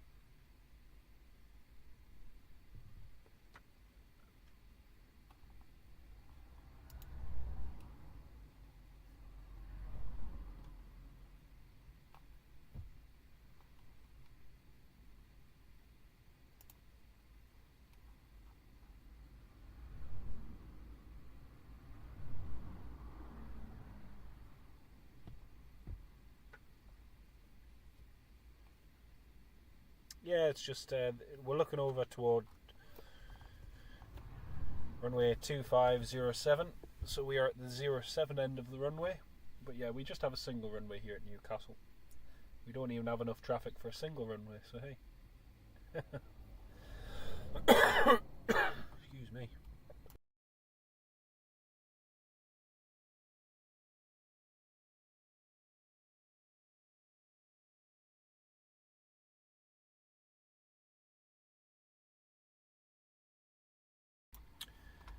Excuse me, folks.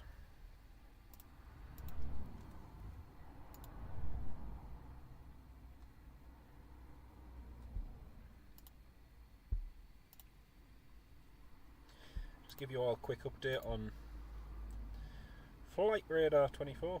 No worries, Carol. Great to have you on the live stream. Take care of yourself. So we have a couple of arrivals coming in shortly. We've got the Ryanair coming in from Dublin, Loganair from Stavanger. So we've got 6 arrivals coming in the next half hour. 1, 2, 3, 4, 5, 6.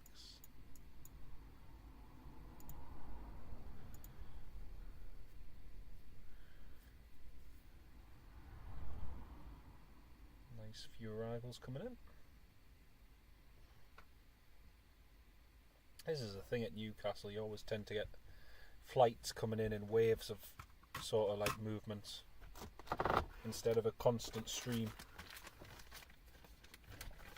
Even during the summer it's like that, you'll get gaps. Less gaps obviously than what you do now. You still get gaps in the movements, and then it kind of goes quiet. But, aye.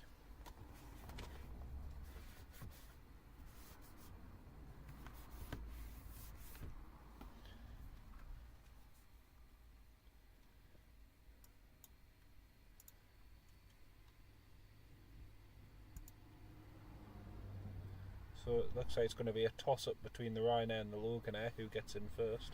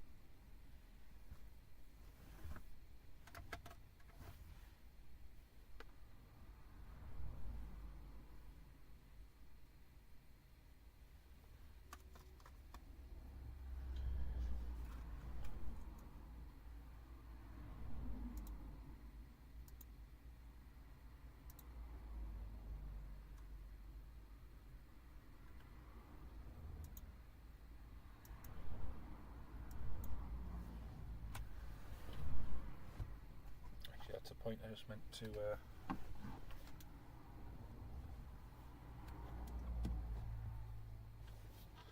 to listen and see if I could hear on radar who was next to land.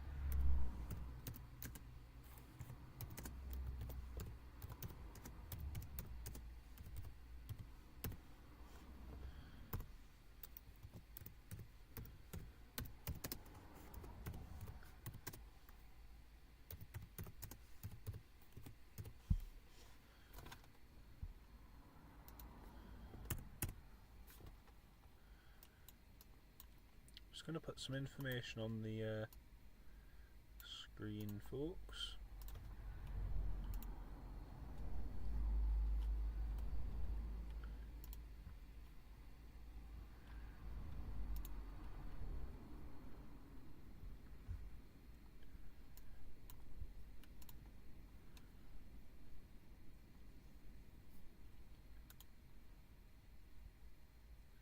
I can see there's 53 of you all tuned in at the moment. Very good afternoon to each and every one of you from Newcastle International Airport. Been live for about 2.5 hours now. We've got 6 arrivals coming in the next hour from lots of different places. Crosswind here at Newcastle has picked up a little bit.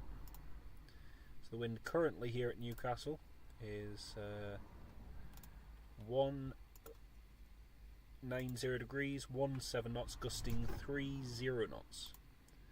So the wind's a lot stronger than what it was earlier on.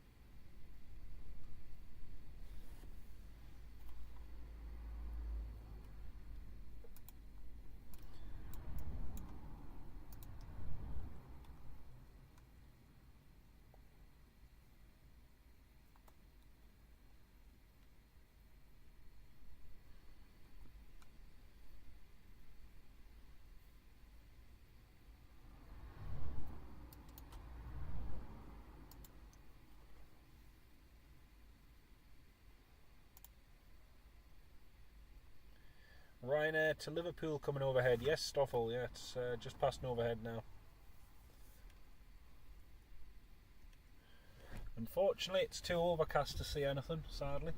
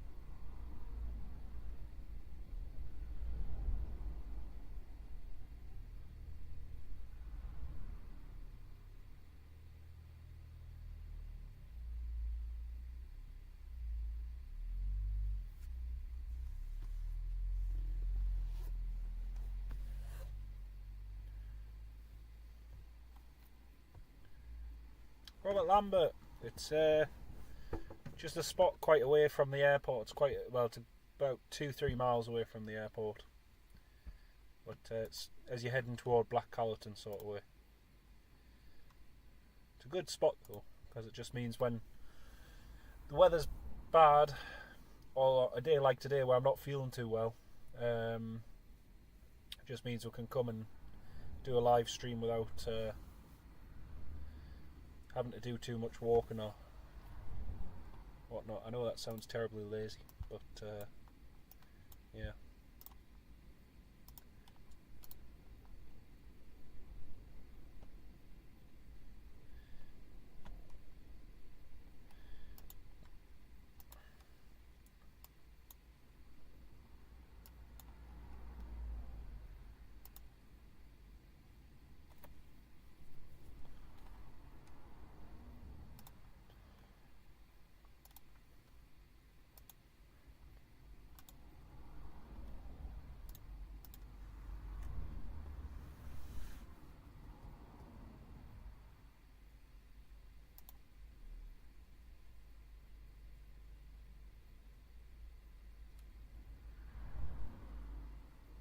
I've just realised there was a Ryanair that attempted to land at Edinburgh before, and the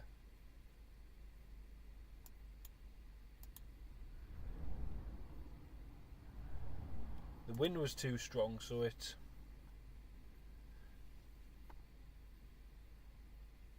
did a go round, then diverted to Prestwick.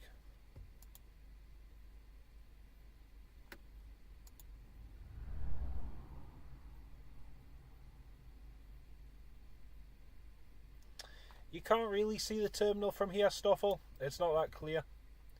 You can see the tails and that, but you can't really see that much, to be honest, mate. Apparently the Air France A350 is going to be diverting to Prestwick. Apparently.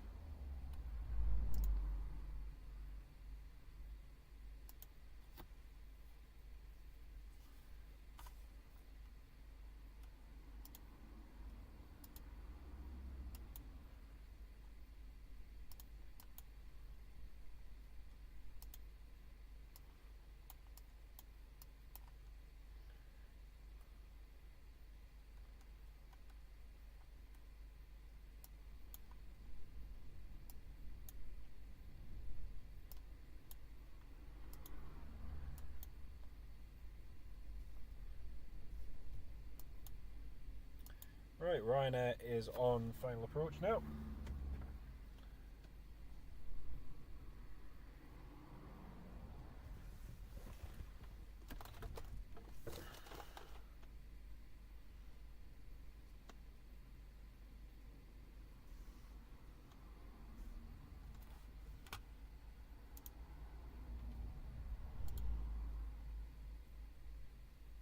Tracy, thank you, Tracy. Yeah, still not 100%. Feel better than I did yesterday, because yesterday I felt really bad.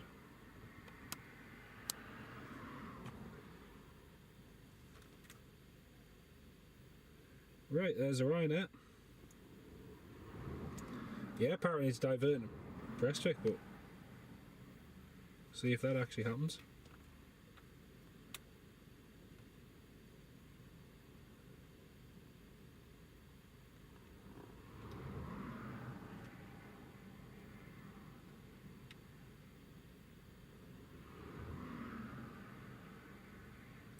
Wind is currently gusting 35, crosswind of 35 knots.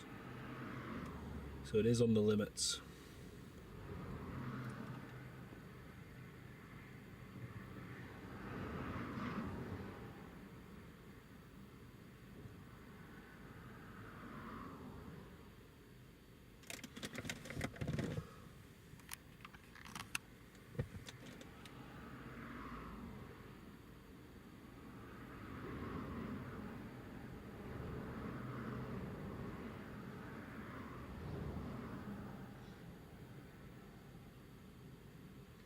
Beautiful, nicely done.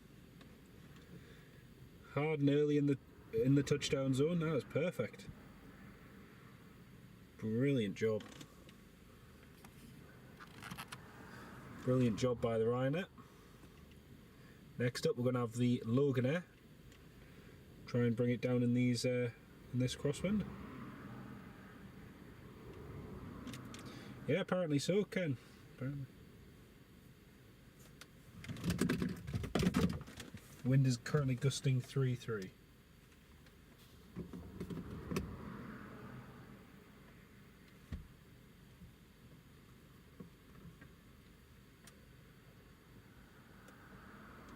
It is blowing a hoolie, mate. It is.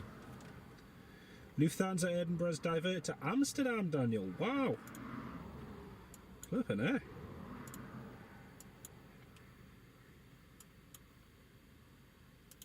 I didn't realise the wind was so bad up there.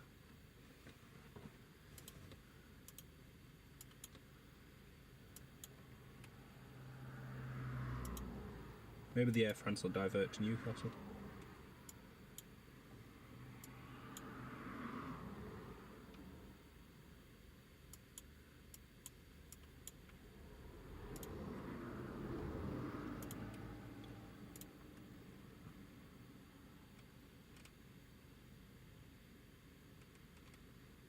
Just trying to find this Lufthansa one.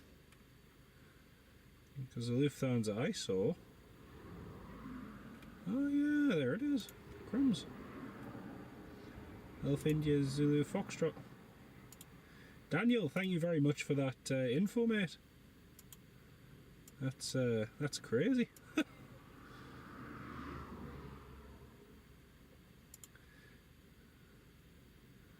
As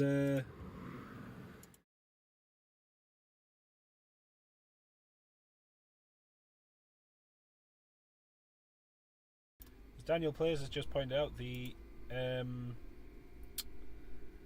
Lufthansa's diverted all the way down to Amsterdam. He was going to Edinburgh and he's diverted all the way down there. Which is crazy. It's absolutely crazy.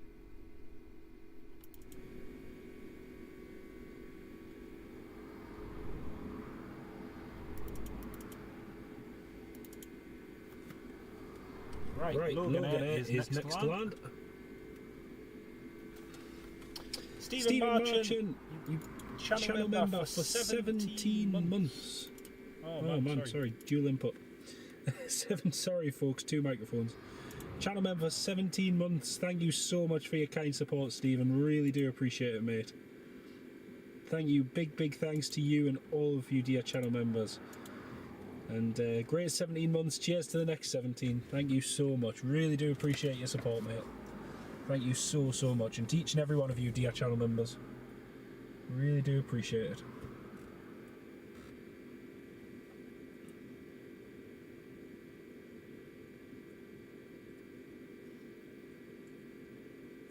BA 1326 has just gone over your house with you intent. Brilliant. Excuse me. Yeah, sorry, I had 2 microphone inputs there, which is why. So we've got 3 aircraft coming in, quick succession. Emirates is pinging as well. Brilliant.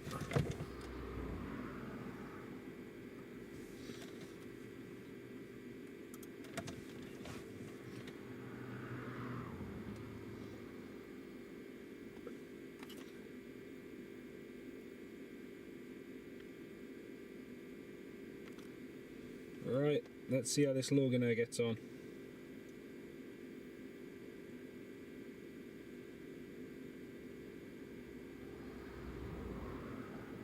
See that crab angle on it. 34 knots currently gusting.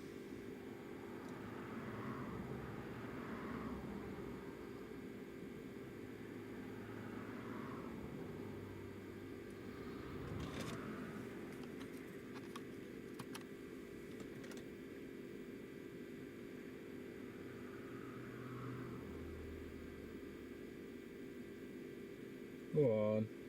Go on. Yes, nicely done. Nicely done. JoshBosch.uk, you didn't know it existed. Oh, mate. And Josh, a shout out to you as well, mate. Channel member on the channel for 81 months. 81 months. That's mental. It's absolutely crazy. Massive thank you, Josh. I think you've been one of our... You really have been one of the longest channel members on the channel since I started it up a few years ago. So thank you so much, mate, for your support. Really do appreciate it. That's mental though. 81 months. That's 81 months, 6.75 years. That's amazing, Josh. Thank you so much, mate. Really cannot thank you enough for your support.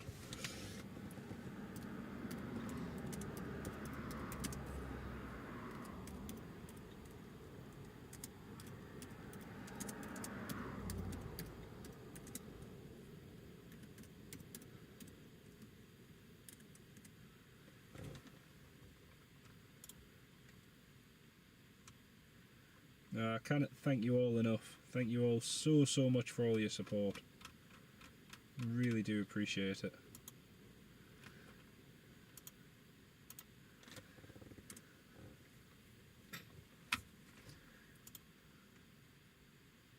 A big shout out to each and every one of you dear channel members.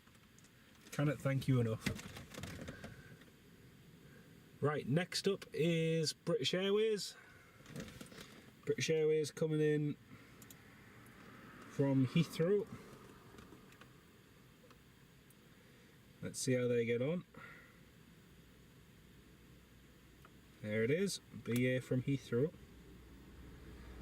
Really is incredible. Massive thank you, mate.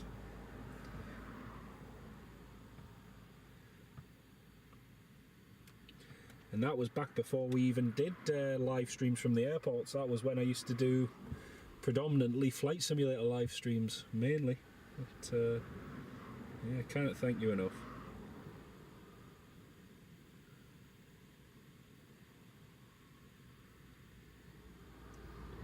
Well, this one is T2, one of the older British Airways A320s. And again, it's running about 2 hours. 2 hours late. It should have landed at 11:30. It's 1:10 now, and this is it just coming in.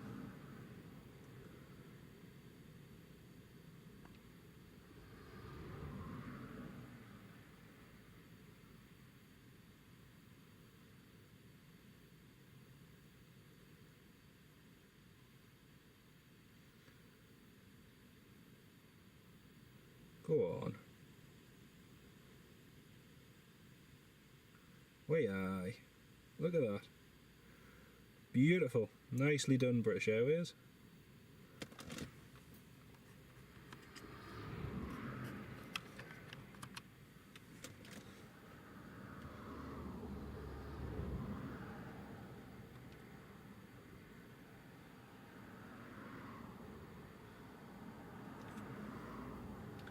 Air France no longer squawking and heading west, Tony. Oh, interesting. Interesting. I wonder what he's doing.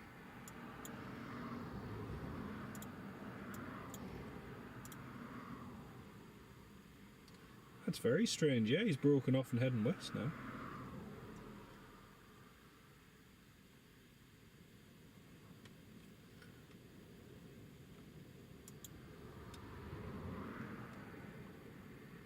Right, we've got 2 Jet2s coming in now. Excuse me.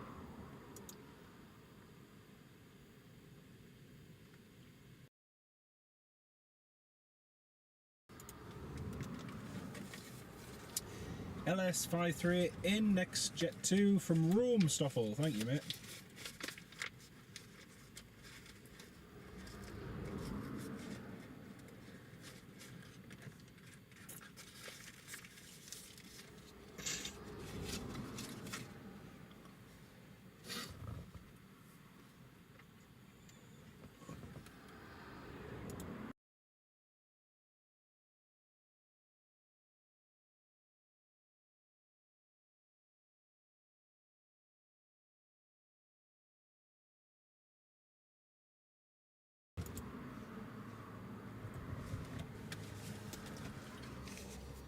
Alright, here comes the next Jet2.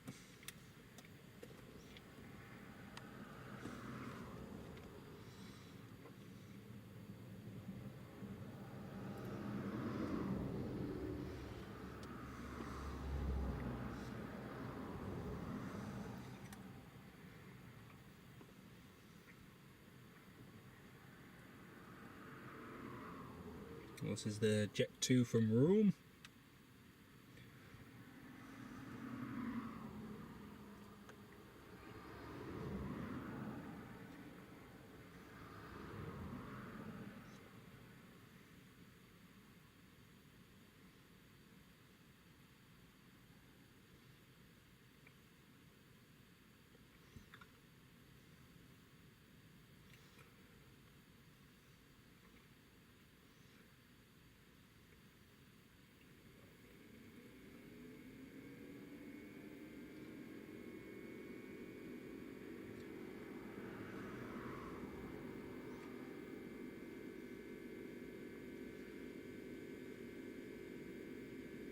Nicely done, Jet2. Nicely done.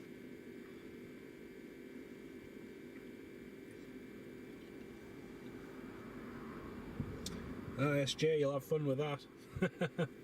You will have fun with that, mate.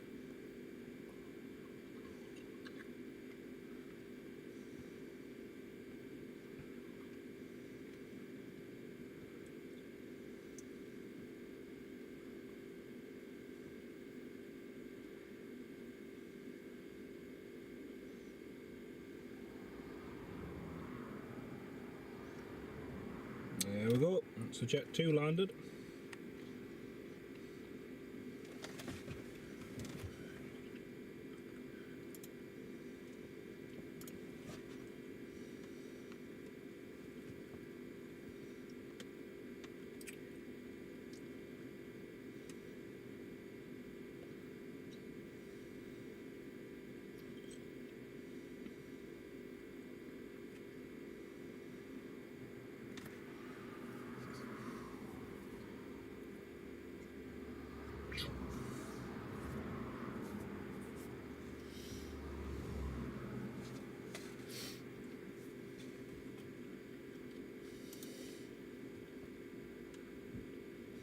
Emirates is taxiing. Emirates is taxiing along to runway 25.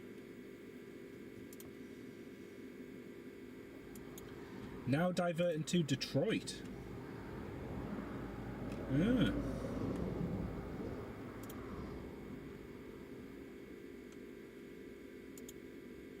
Strange. Must be because of fuel, that. I wonder what happened though. Something must have happened on board.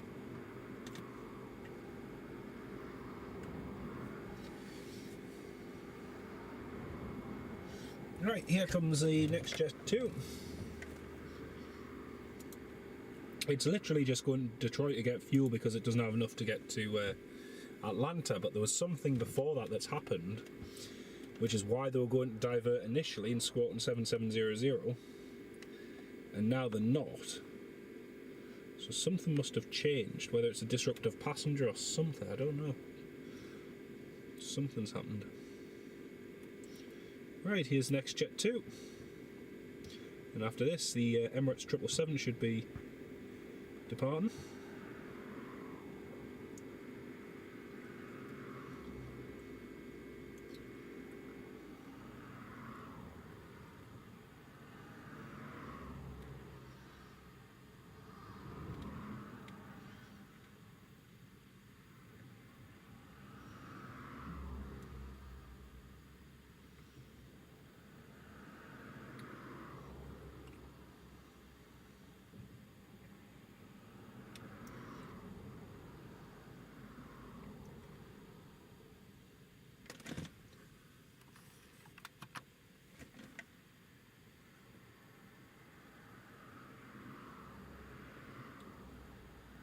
Woo!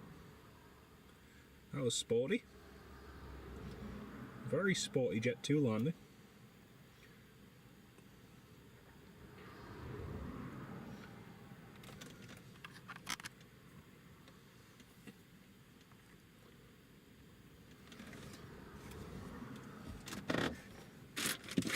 Sorry folks, I'm just going to have to mute the microphone so I can blow my nose. 1 second.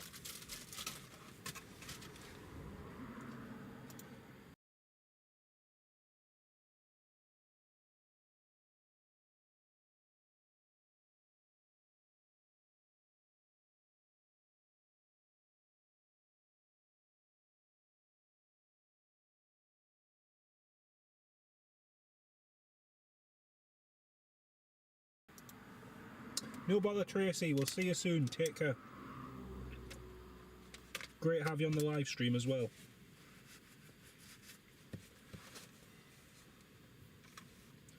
Right, Emirates should be next to go.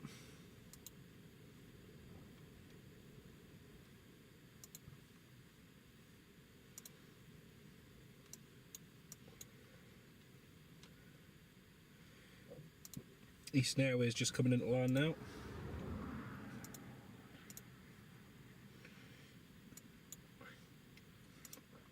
Jet2 due in half an hour, and 2E due shortly as well. There's the Emirates lining up.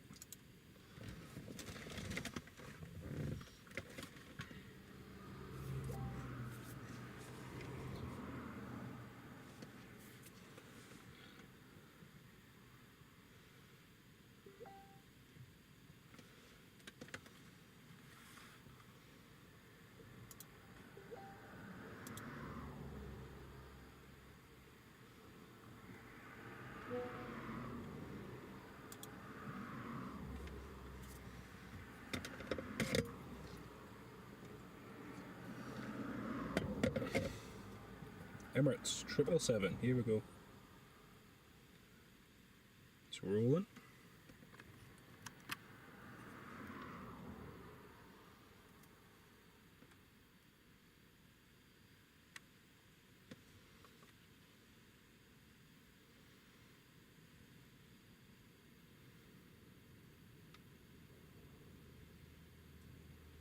Ho, ho, ho, ho.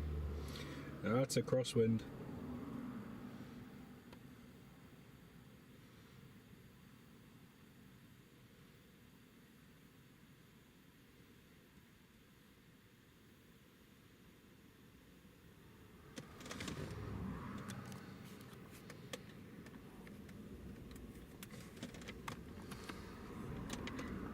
Very nice. Very, very nice.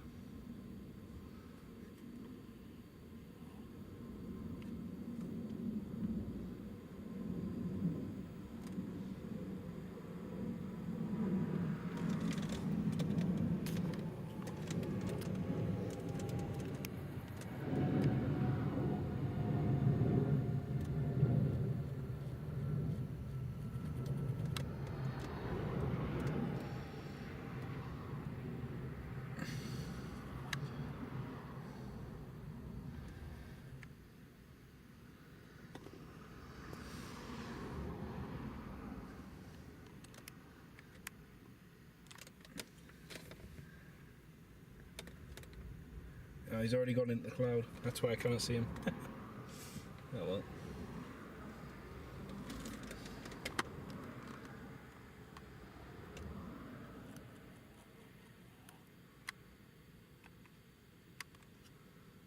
Very nice. Right, next, Eastern Airways Embraer 190 just coming in. See you later on, Tracy. Take care. 777 power Ken, absolutely, mate. Can it be it?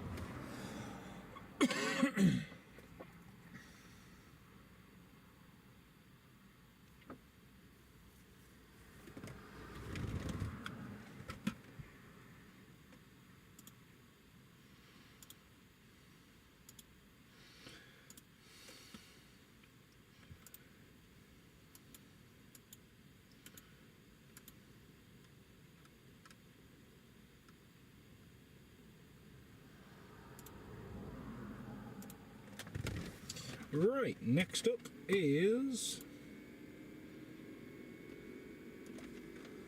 Embraer 190.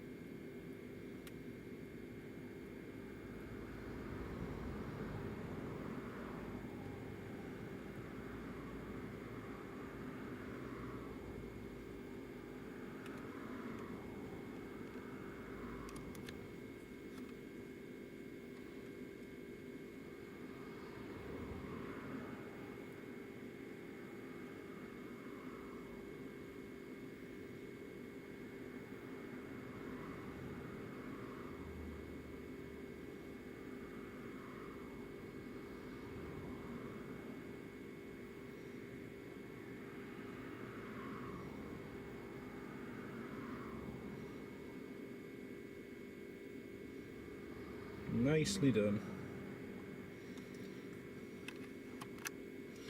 Nicely done by the Eastern Airways crew.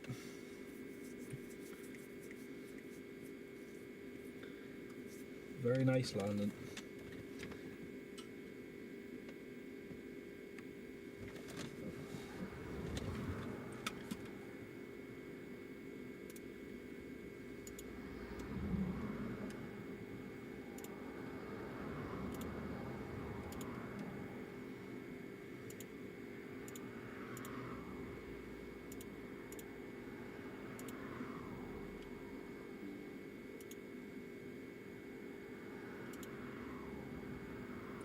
So we've got Ryanair to Dublin departing in 10 minutes, got BA departing in 40 minutes, Ryanair to Gran Canaria at 2:20, Next few arrivals, the next two anyway, TUI and Jet2 will be landing soon. So we'll get them landing shortly. Yeah, you could just see him straighten up there. It was really good. It was really, really good.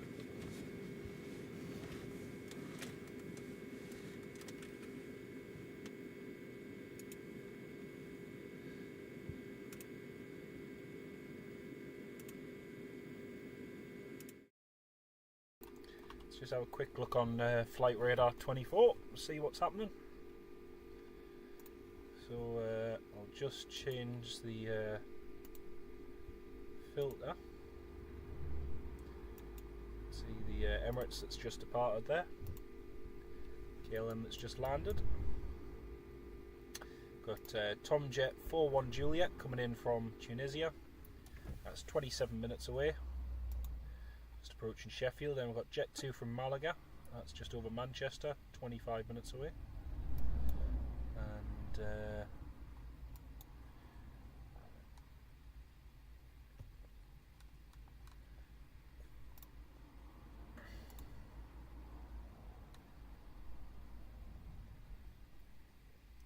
after that, there's a bit of a gap in the movement.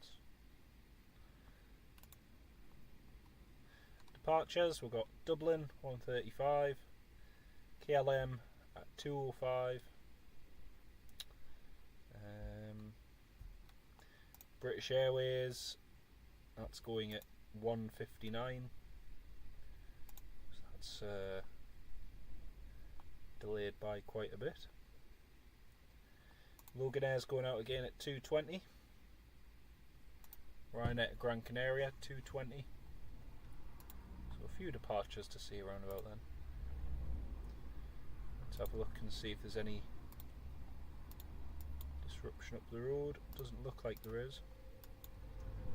Interestingly, that Lufthansa that diverted, it's virtually one of the only flights that's diverted. Well, Ryanair's just gone around at Glasgow. Dublin to Glasgow. Glasgow currently is 19027, gusting 39. So the wind's quite strong up in Glasgow at the moment. This Ryanair's just trying his second approach now.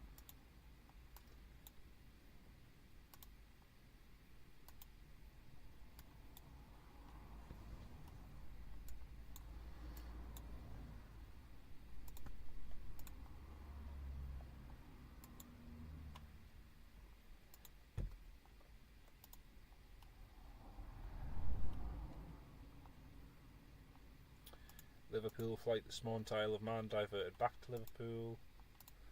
Loganair landed, and then the Manchester flight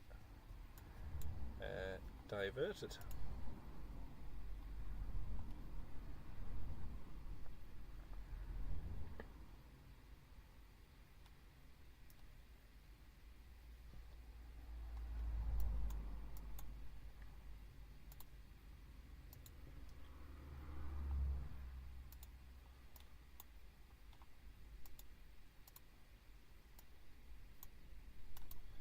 Yeah, that Air France is just there, back on, oh no, it's not that one, sorry, this one. Back en route again.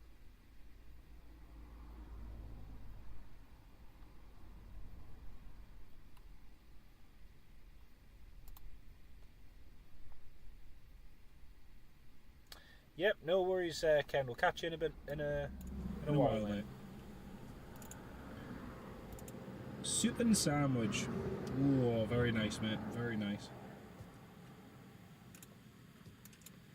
Cannot beat a soup and sandwich. Do like a nice bit of tomato or carrot and coriander soup. It's lovely.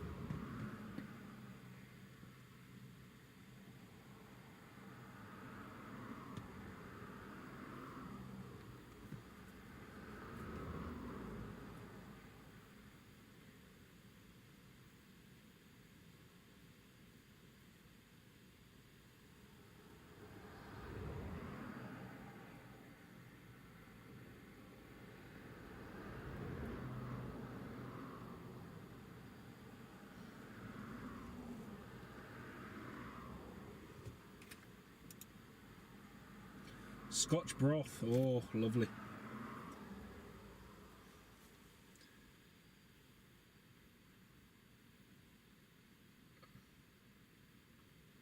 That's not bad, that SJ's transport, not bad. Nice and early, a nice early arrival. Cyril, hello Cyril, welcome to the live stream. Great to have you on board. We're just waiting for a Jet2 and a TUI to land, they should be coming in shortly.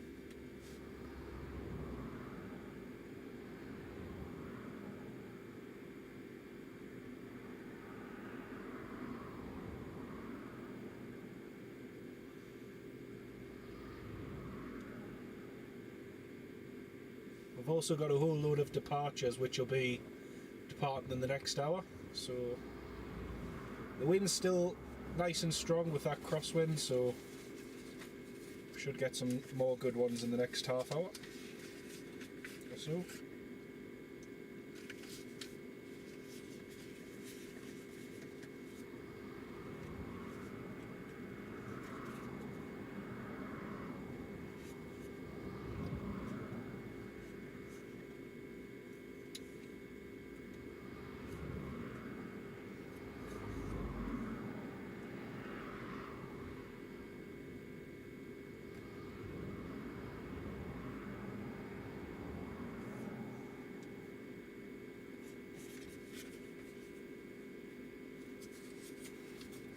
Yeah, it makes a nice change that it's early.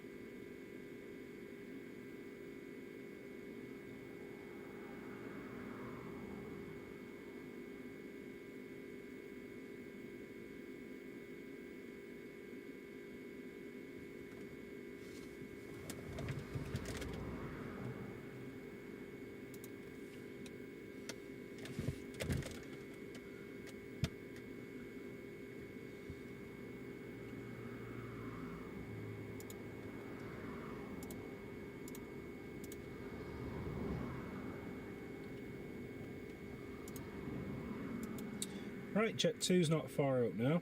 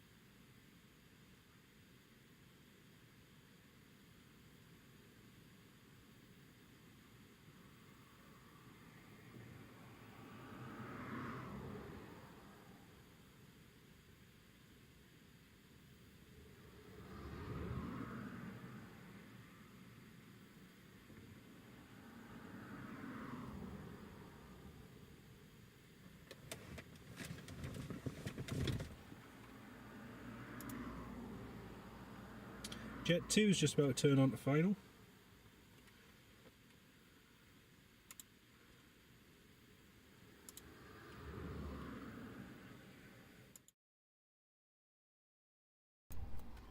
Jet2 is just about to turn on to final from Malaga. Then we've got the TUI following close behind from Tunisia. So 2 arrivals coming up in the next couple of minutes. Current wind is 20017, gusting 32. Gusting 32 at the moment.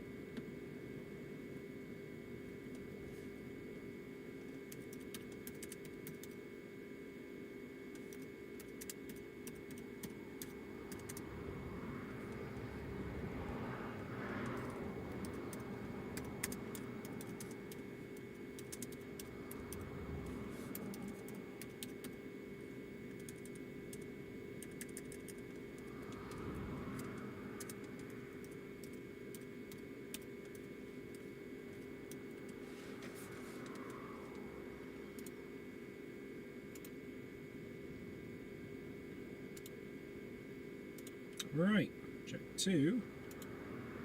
Jet2 is now on the approach for runway 25.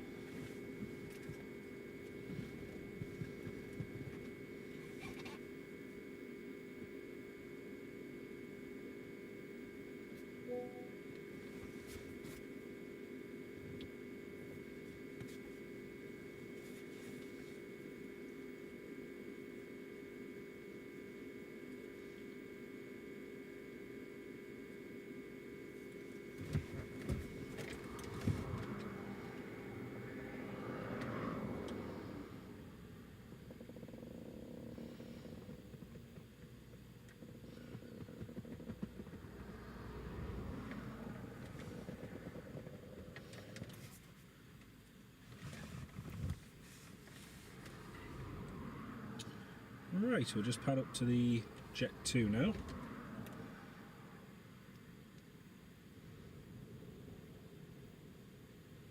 Still a little bit out on the approach. There he is.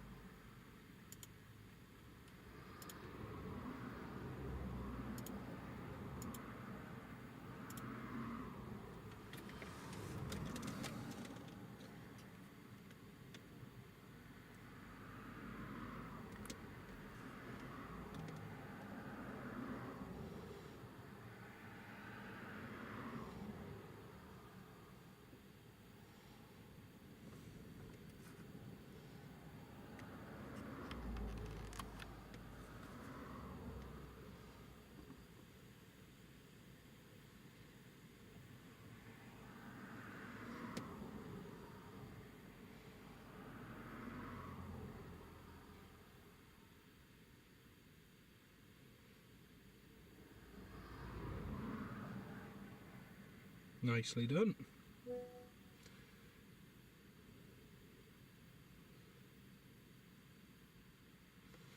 Very, very nicely done.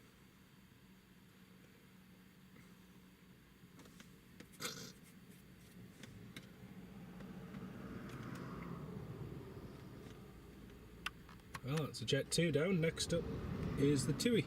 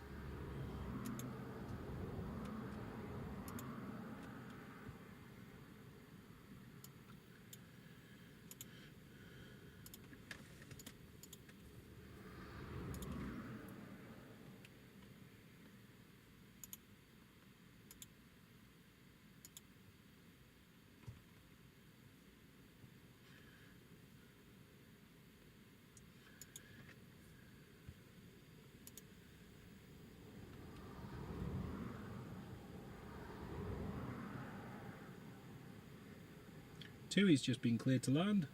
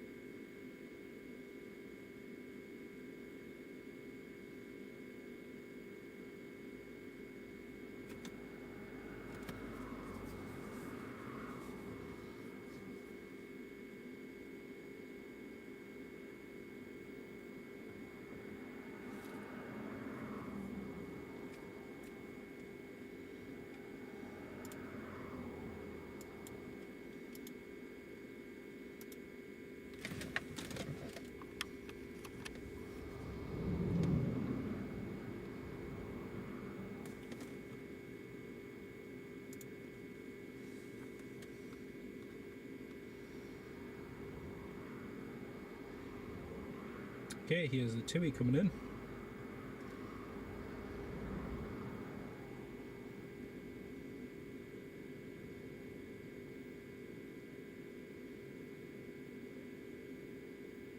Whoa, flippin' heck, that was hard. Jeez. Oh, flippin' heck. And everyone says Ryanair's landings are hard. Crivens.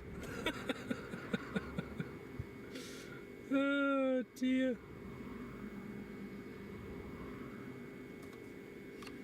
Eileen, hello Eileen, welcome to the live stream. Yeah, it should be about 2:20 it goes out. We should catch it departing.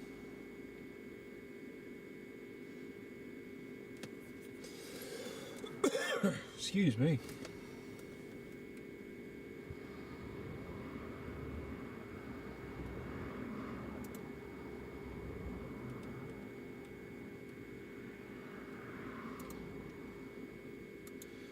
Ryanair to Dublin has just pushed back.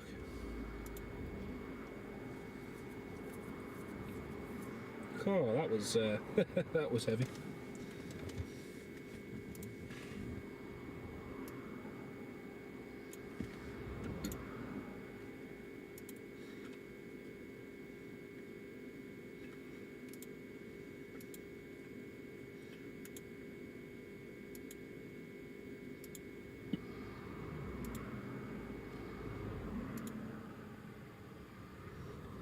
I mean, that was a pretty hard landing there, Ken. Flipping heck. Probably one of the hardest ones I've seen today.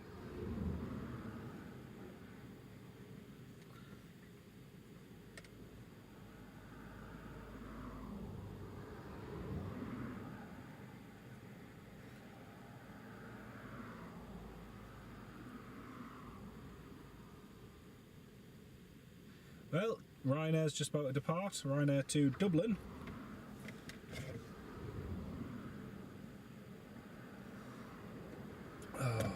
Trying to beat a cup of coffee.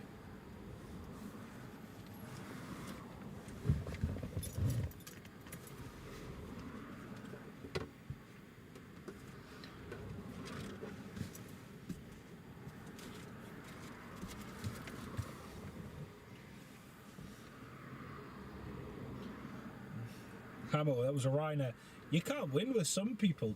You tell them that Ryanair's landings are perfectly fine, and then another airline lands hard, and then everyone says, oh, it was a Ryanair pilot landing it. You cannot please anybody. Cannot please anybody at all. Did it land or was it shot down? Oh dear. That's a very good question. Very good question, Toon Crier. I can't possibly answer that. This is the point that I start the whole thing of I've got good friends that work at Jet2 and so on and so forth. Oh dear. That was a car crash of a landing though.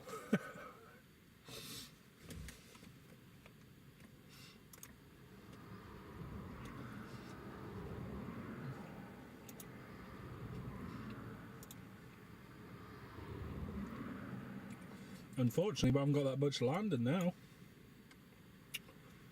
Next arrival is not due for an hour and 30 minutes. I'm not sure we'll be there then. Yeah, it's not due for another hour and 30 minutes, and there's nothing else coming in that time.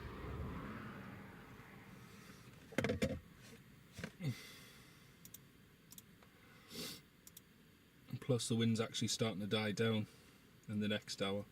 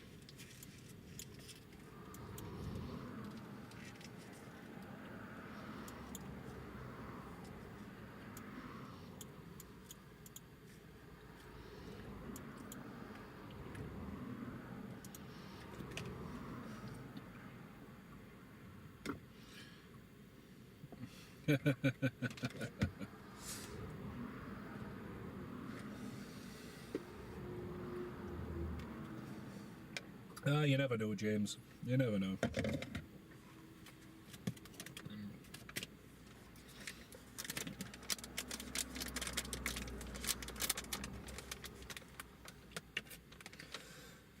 Sorry, I'm just going to have to mute the microphone, folks. Just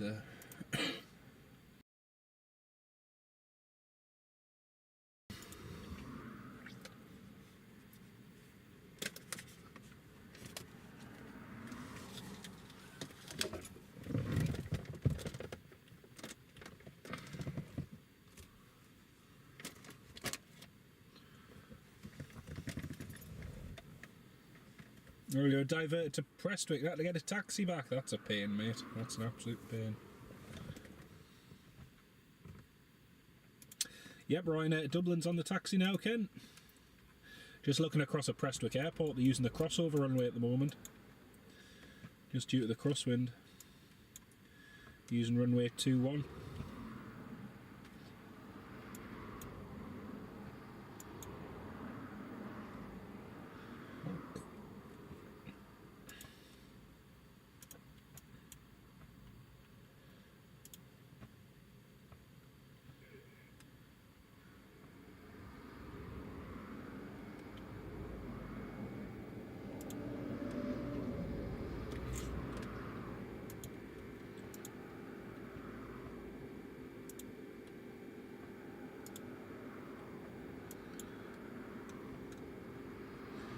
Right, Ryanair to Dublin.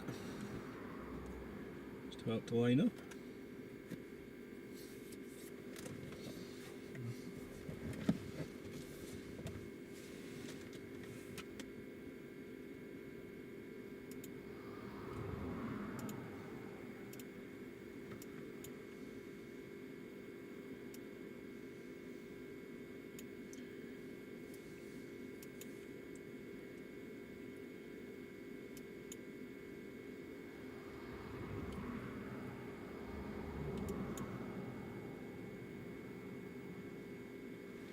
It is very unusual, yeah. You don't often see them using runway 20. Interestingly, the Lanzarote flight's actually taken runway 30.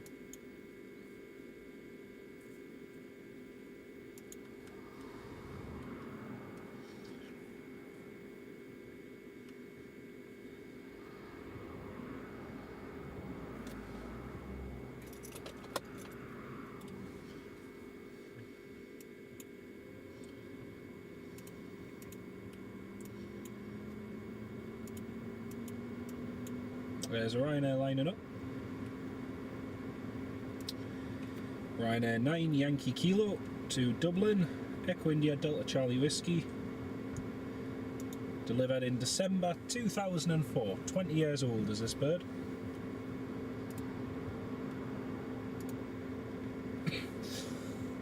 Excuse me.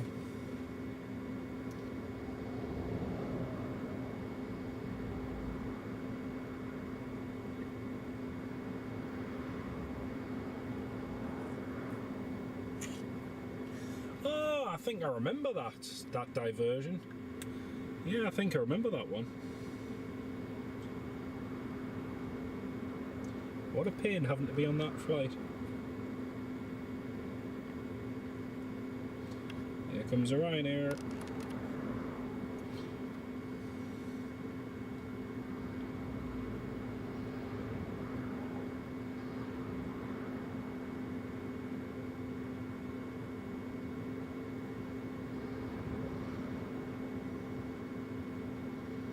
Nicely done, very nicely done.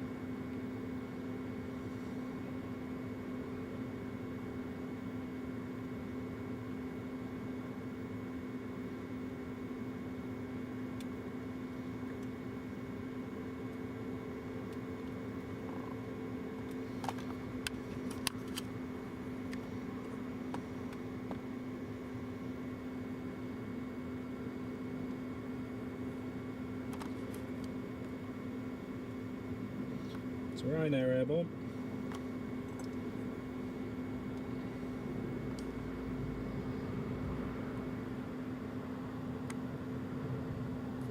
September 2025. I was going to say, if it's September 2025, then it hasn't happened. Yeah, I'm pretty sure I remember that one. We only had one diversion. I'm starting at London City on a weekend, diverted to Southend. Lived in Southend on Sea. Oh, nice one. Nice one. That's not bad. Were you, out of interest, Josh, were you able to get off at Southend? I mean, it's obviously a bit of a pain if you've got a car or something at London City. But did you manage just to get off and go straight home? I don't think I haven't been diverted once yet. No. We nearly were diverted when we flew back to Gatwick once. The fog was really bad in Gatwick, and we ended up waiting in Malta for a little bit of time. But no real diversions. Wasn't a diversion per se, but last year I was meant to be flying to Helsinki for an overnight and to do some filming in Helsinki. And I got to Paris Charles de Gaulle, got to the Finnair gate only to find that the Finnair had overbooked my flight. So I could have waited for the one the next day because there was no availability on the next flight. The next flight was fully booked as well. So I ended up cancelling my trip to Finland, flying down to Austria, to Vienna, staying in the terminal overnight in Vienna, and then flying back to Heathrow the next morning, just so I could get back to the UK.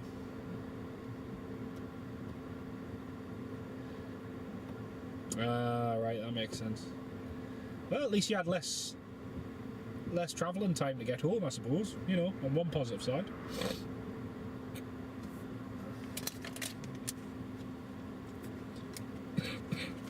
Excuse me. Yeah, I'd love to see the Vulcan at Southend. I need to go down there to do some filming one day.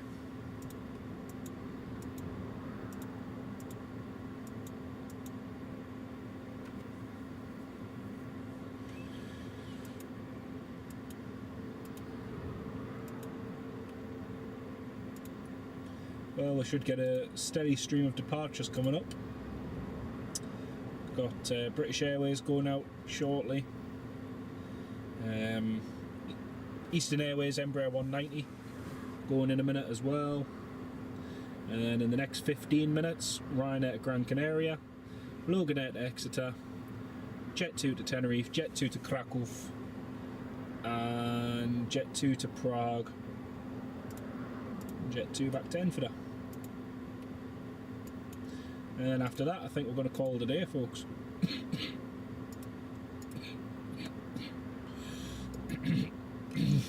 Excuse me.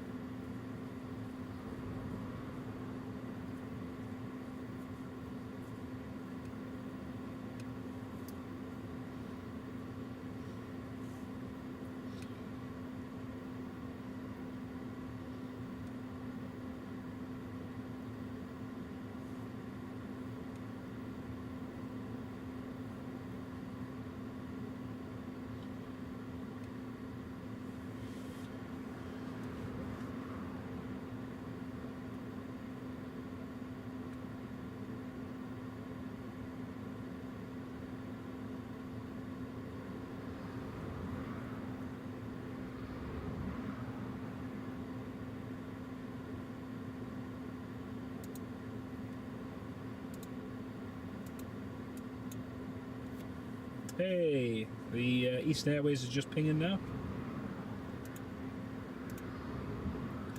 Looks like they're just about to get push and start.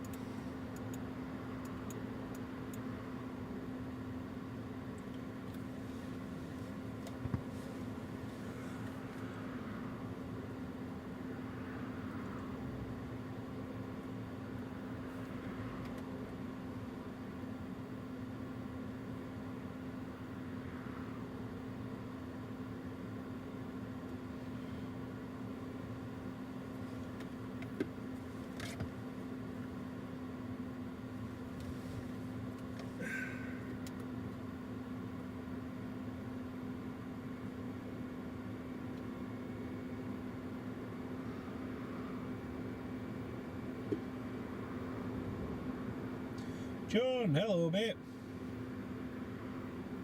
How much does it cost the airline for a go-around? Well, there's lots and lots of variables. It depends on the aircraft, depends on the airline, depends on the weight of the aircraft, how much fuel it's burning, you know. It depends. If that plane goes around, is the plane coming straight back into land?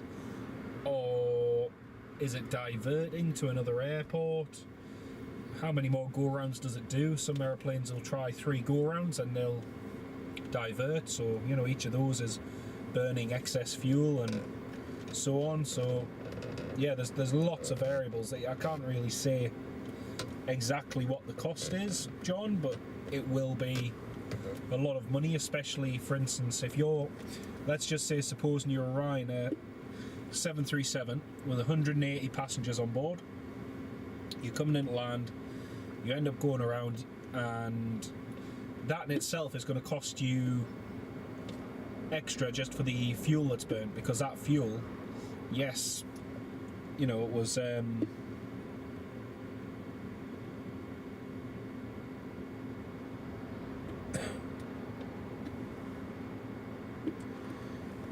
you know, there's all that extra fuel excuse me, and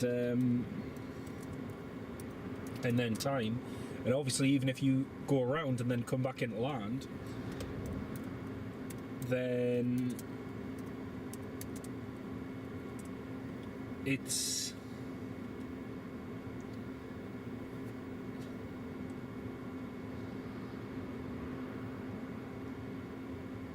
you know, it's all extra cost to the airline. So if you end up going around, you come back in, you're running late, you could lose your departure slot. So again, that's going to cost more money.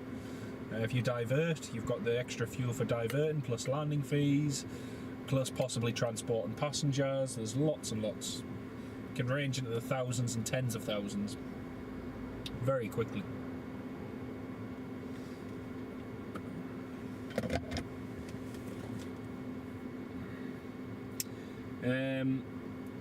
Does that go around push the delay into the... Yeah, exactly, into you. Typically not really. Excuse me.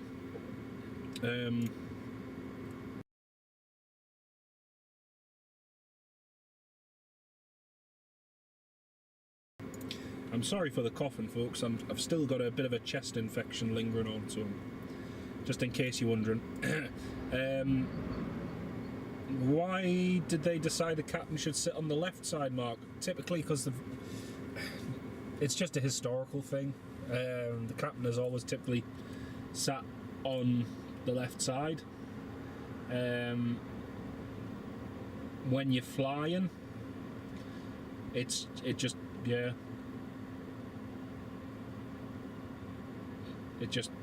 tends to be left.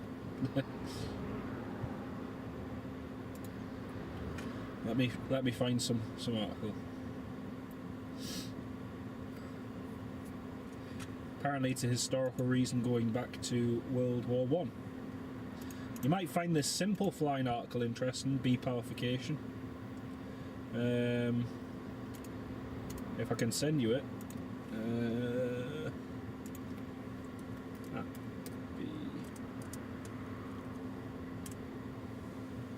You might find that interesting, mate. It's a nice little article, simply flying I've done. Right, the Eastern Airways is taxiing now.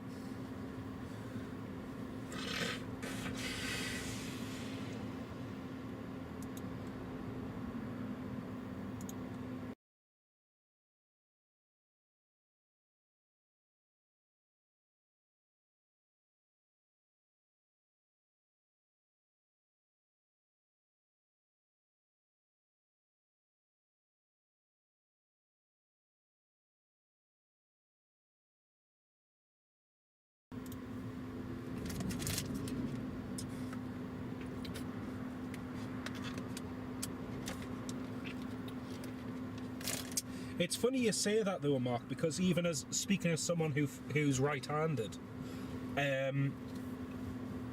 it's funny because I've done many hours in full flight simulators, and on the 737-800, and it's really weird because I find it weird if I'm sitting in the right seat.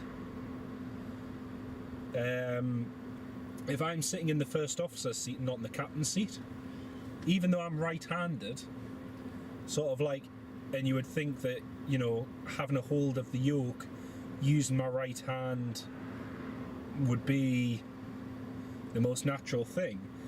Whenever I sit in the right seat now, it almost feels alien because I'm so used to sitting in the left seat.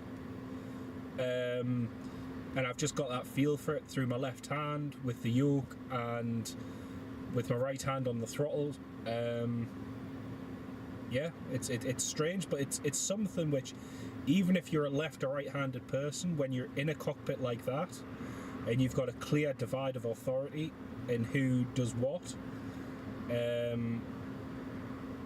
it's just something you get used to. You don't really notice it per se. Right, here goes Eastern Airways. Let's see how they do with this takeoff.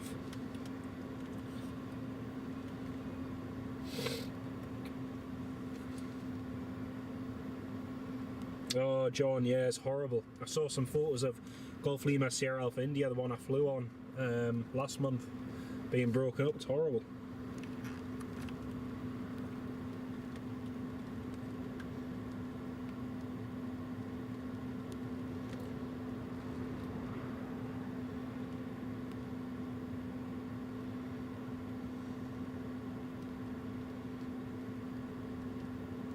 Nicely done.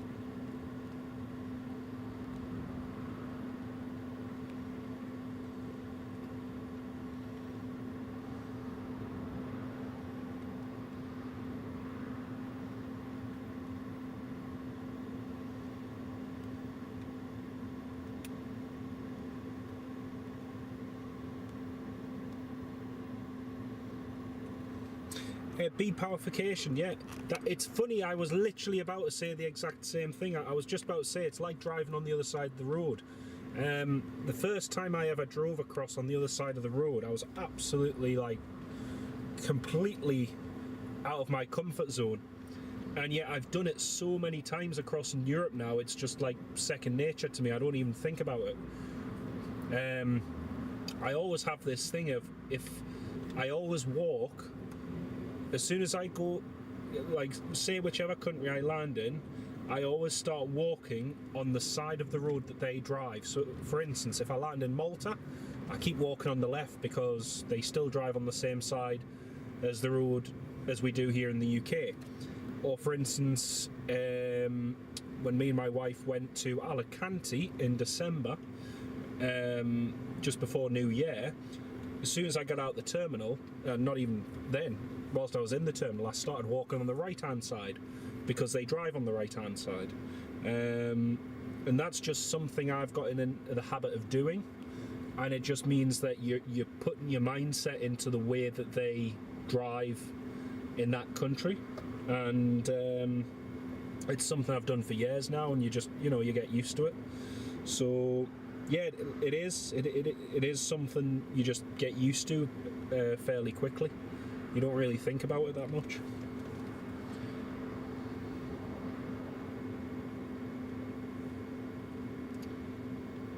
Iceland 757 in Manchester earlier. Nice one. Very nice. British Airways is finally taxiing. 2 hours late, but they are finally taxiing to the runway. Poor passengers.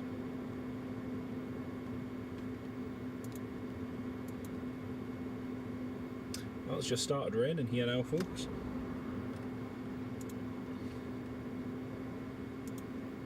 We're very close to 100 likes. We're at 80 likes on the live stream, folks. 20 likes away from 100.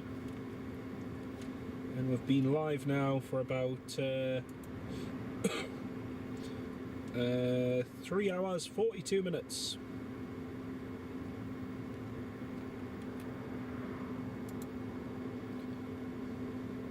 Amazing support, everyone. Thank you all so much. Ken Holloway always hired a car in Malta. Oh, it is, yeah. The thing is, in Malta, it's just like home from home. But I still do that same routine whichever country I'm in, just so that my mind's adjusted into what side I should be going. But yeah, it's, like I say, it's just something you get used to. And after not too long, you don't really think about it.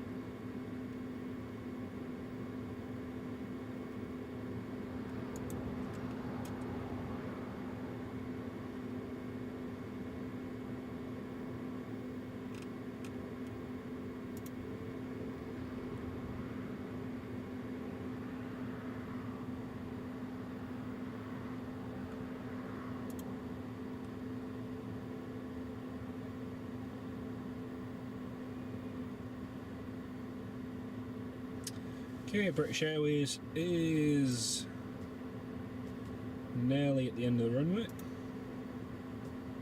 Yeah, I love driving in Cyprus. We were over there in November, John, and it's my first time there. It was beautiful. It was really, really nice.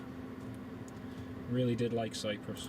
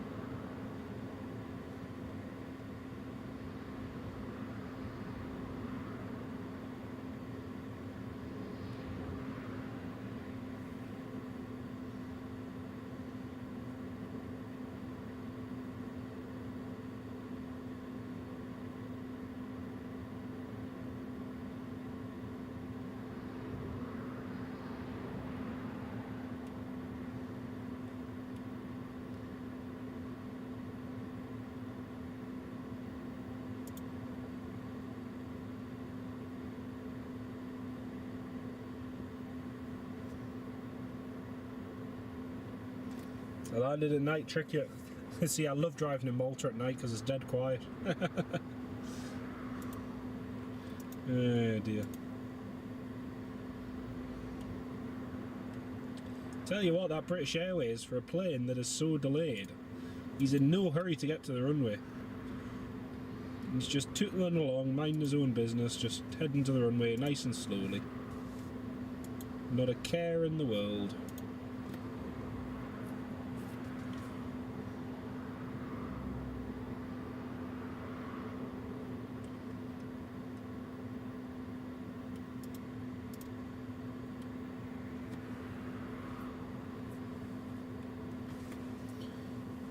Oh, nice one, nice one.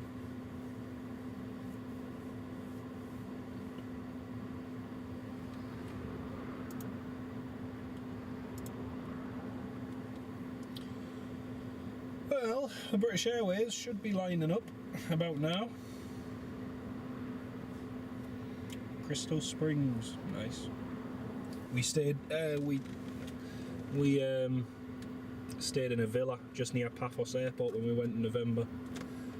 Managed to get to know the owner, and really, really great place, right next to the airport. Great for watching the planes, great for going to the beach. All around really good place.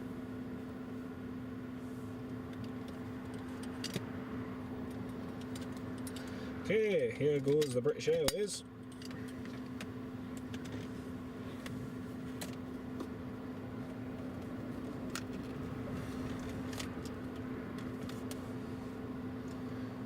After 2 hours of delay, the BA is finally on the road.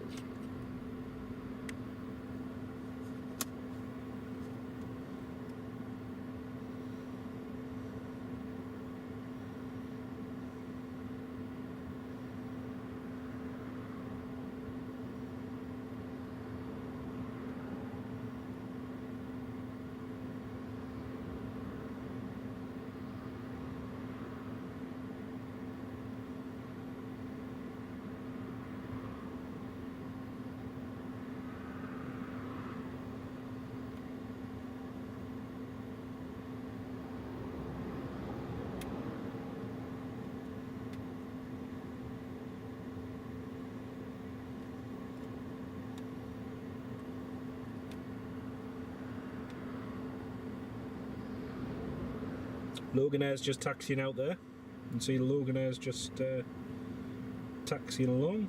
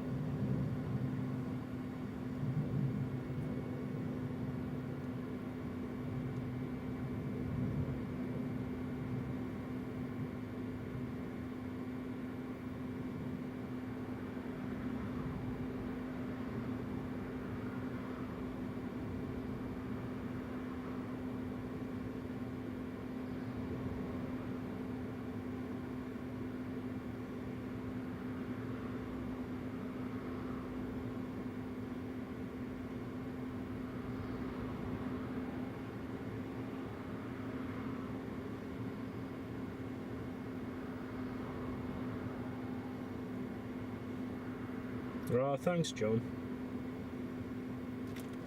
Oh, never. What a pain. Honestly, that delay for that flight was one of the best delays ever. For it being the last flight and everything as well, it was perfect.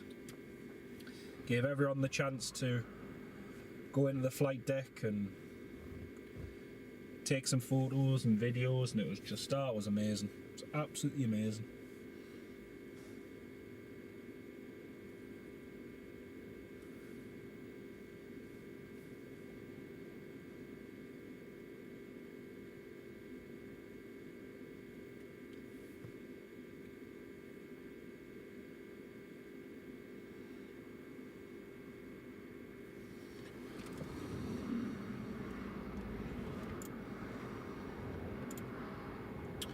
Ryanair is now just about a taxi as well.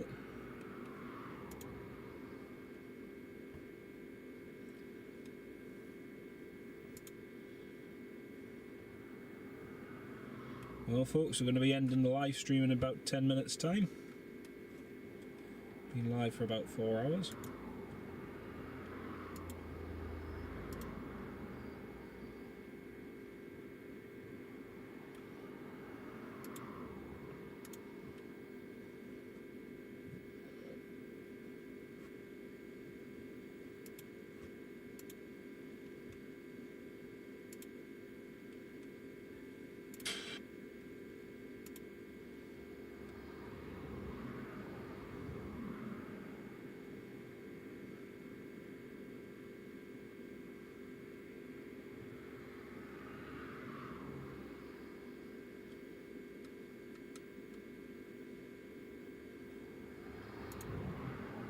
Well, there's Loganair, ready to go.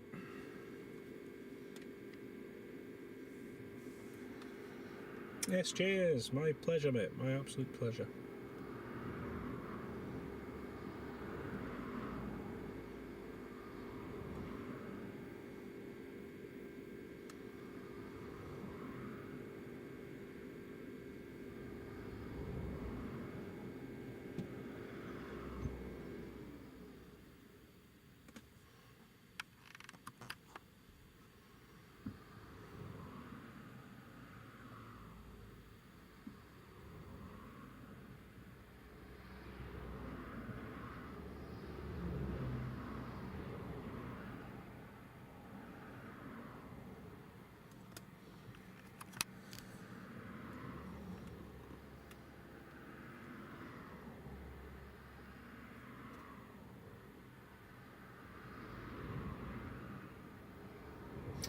John, thanks very much, mate.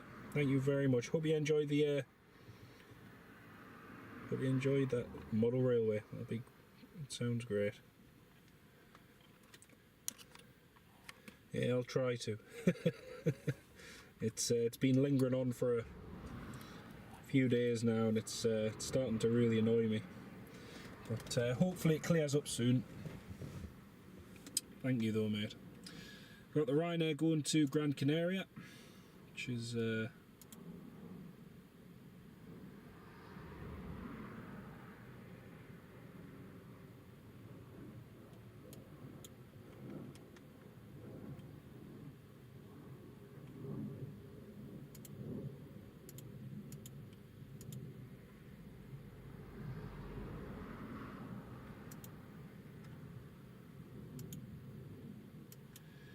So we've got 2 movements just coming along now. So we've got the Ryanair that's just taxiing out to Gran Canaria. We've got Newcastle Tenerife, that's just pushing back now as well. And then we've got the Loganair that's just departed to Exeter. So that's them just heading along there.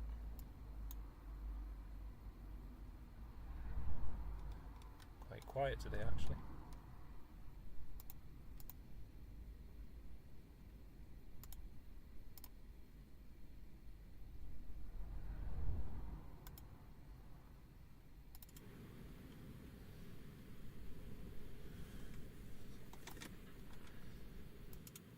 John Glider, I'm not sure, mate. I'm not sure it'll be at some point. The thing was, I was planned on doing 2 live streams last week. Just with us having the Jet2 training flights, but just with not being well, I had to knock both them on the head. So, yeah, it's not been great. Hopefully soon, though. Hopefully soon. Right, here's the Ryanair to Gran Canaria. Just about to go.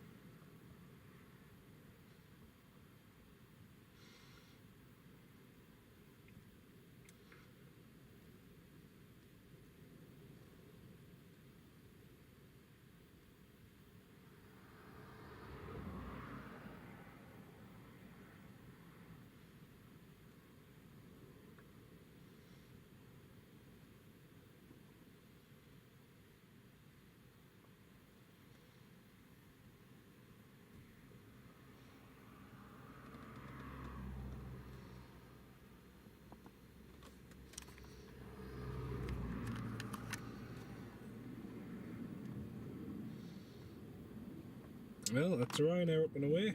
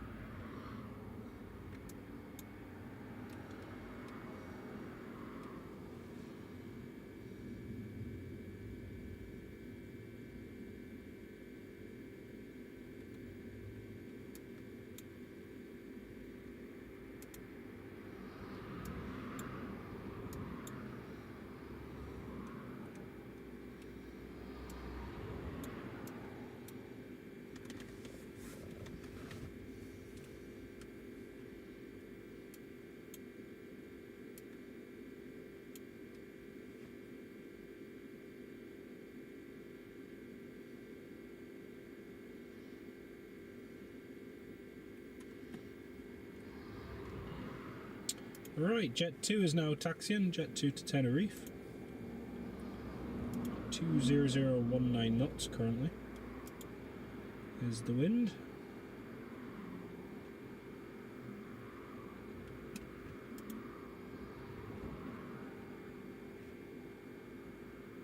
Jim Woodhouse, yeah, it was decent. It was a decent crab, that. 10 likes away from 100, Ken. Woohoo! Only 10 to go.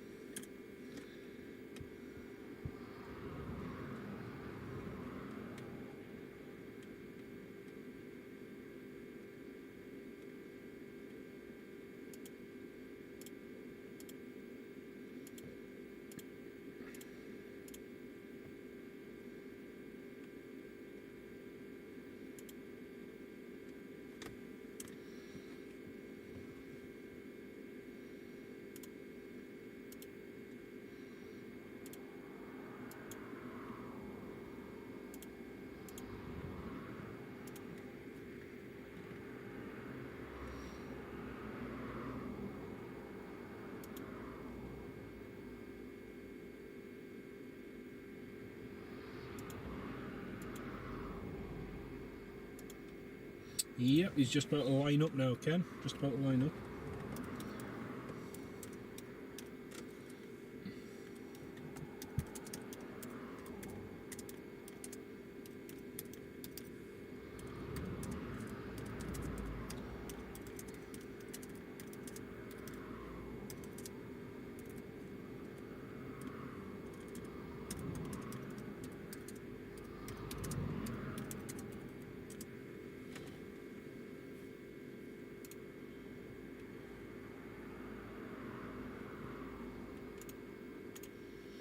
Well, unfortunately, folks, unless any others ping, this Jet2 is going to have to be the last one, I'm afraid, because I've got to get back to do a couple of jobs.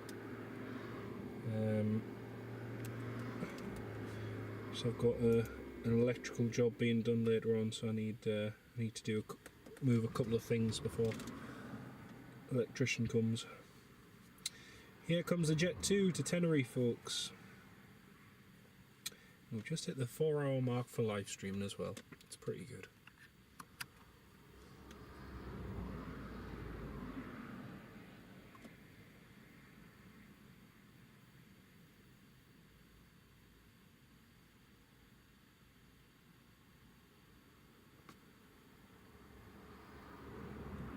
There we go, up and away.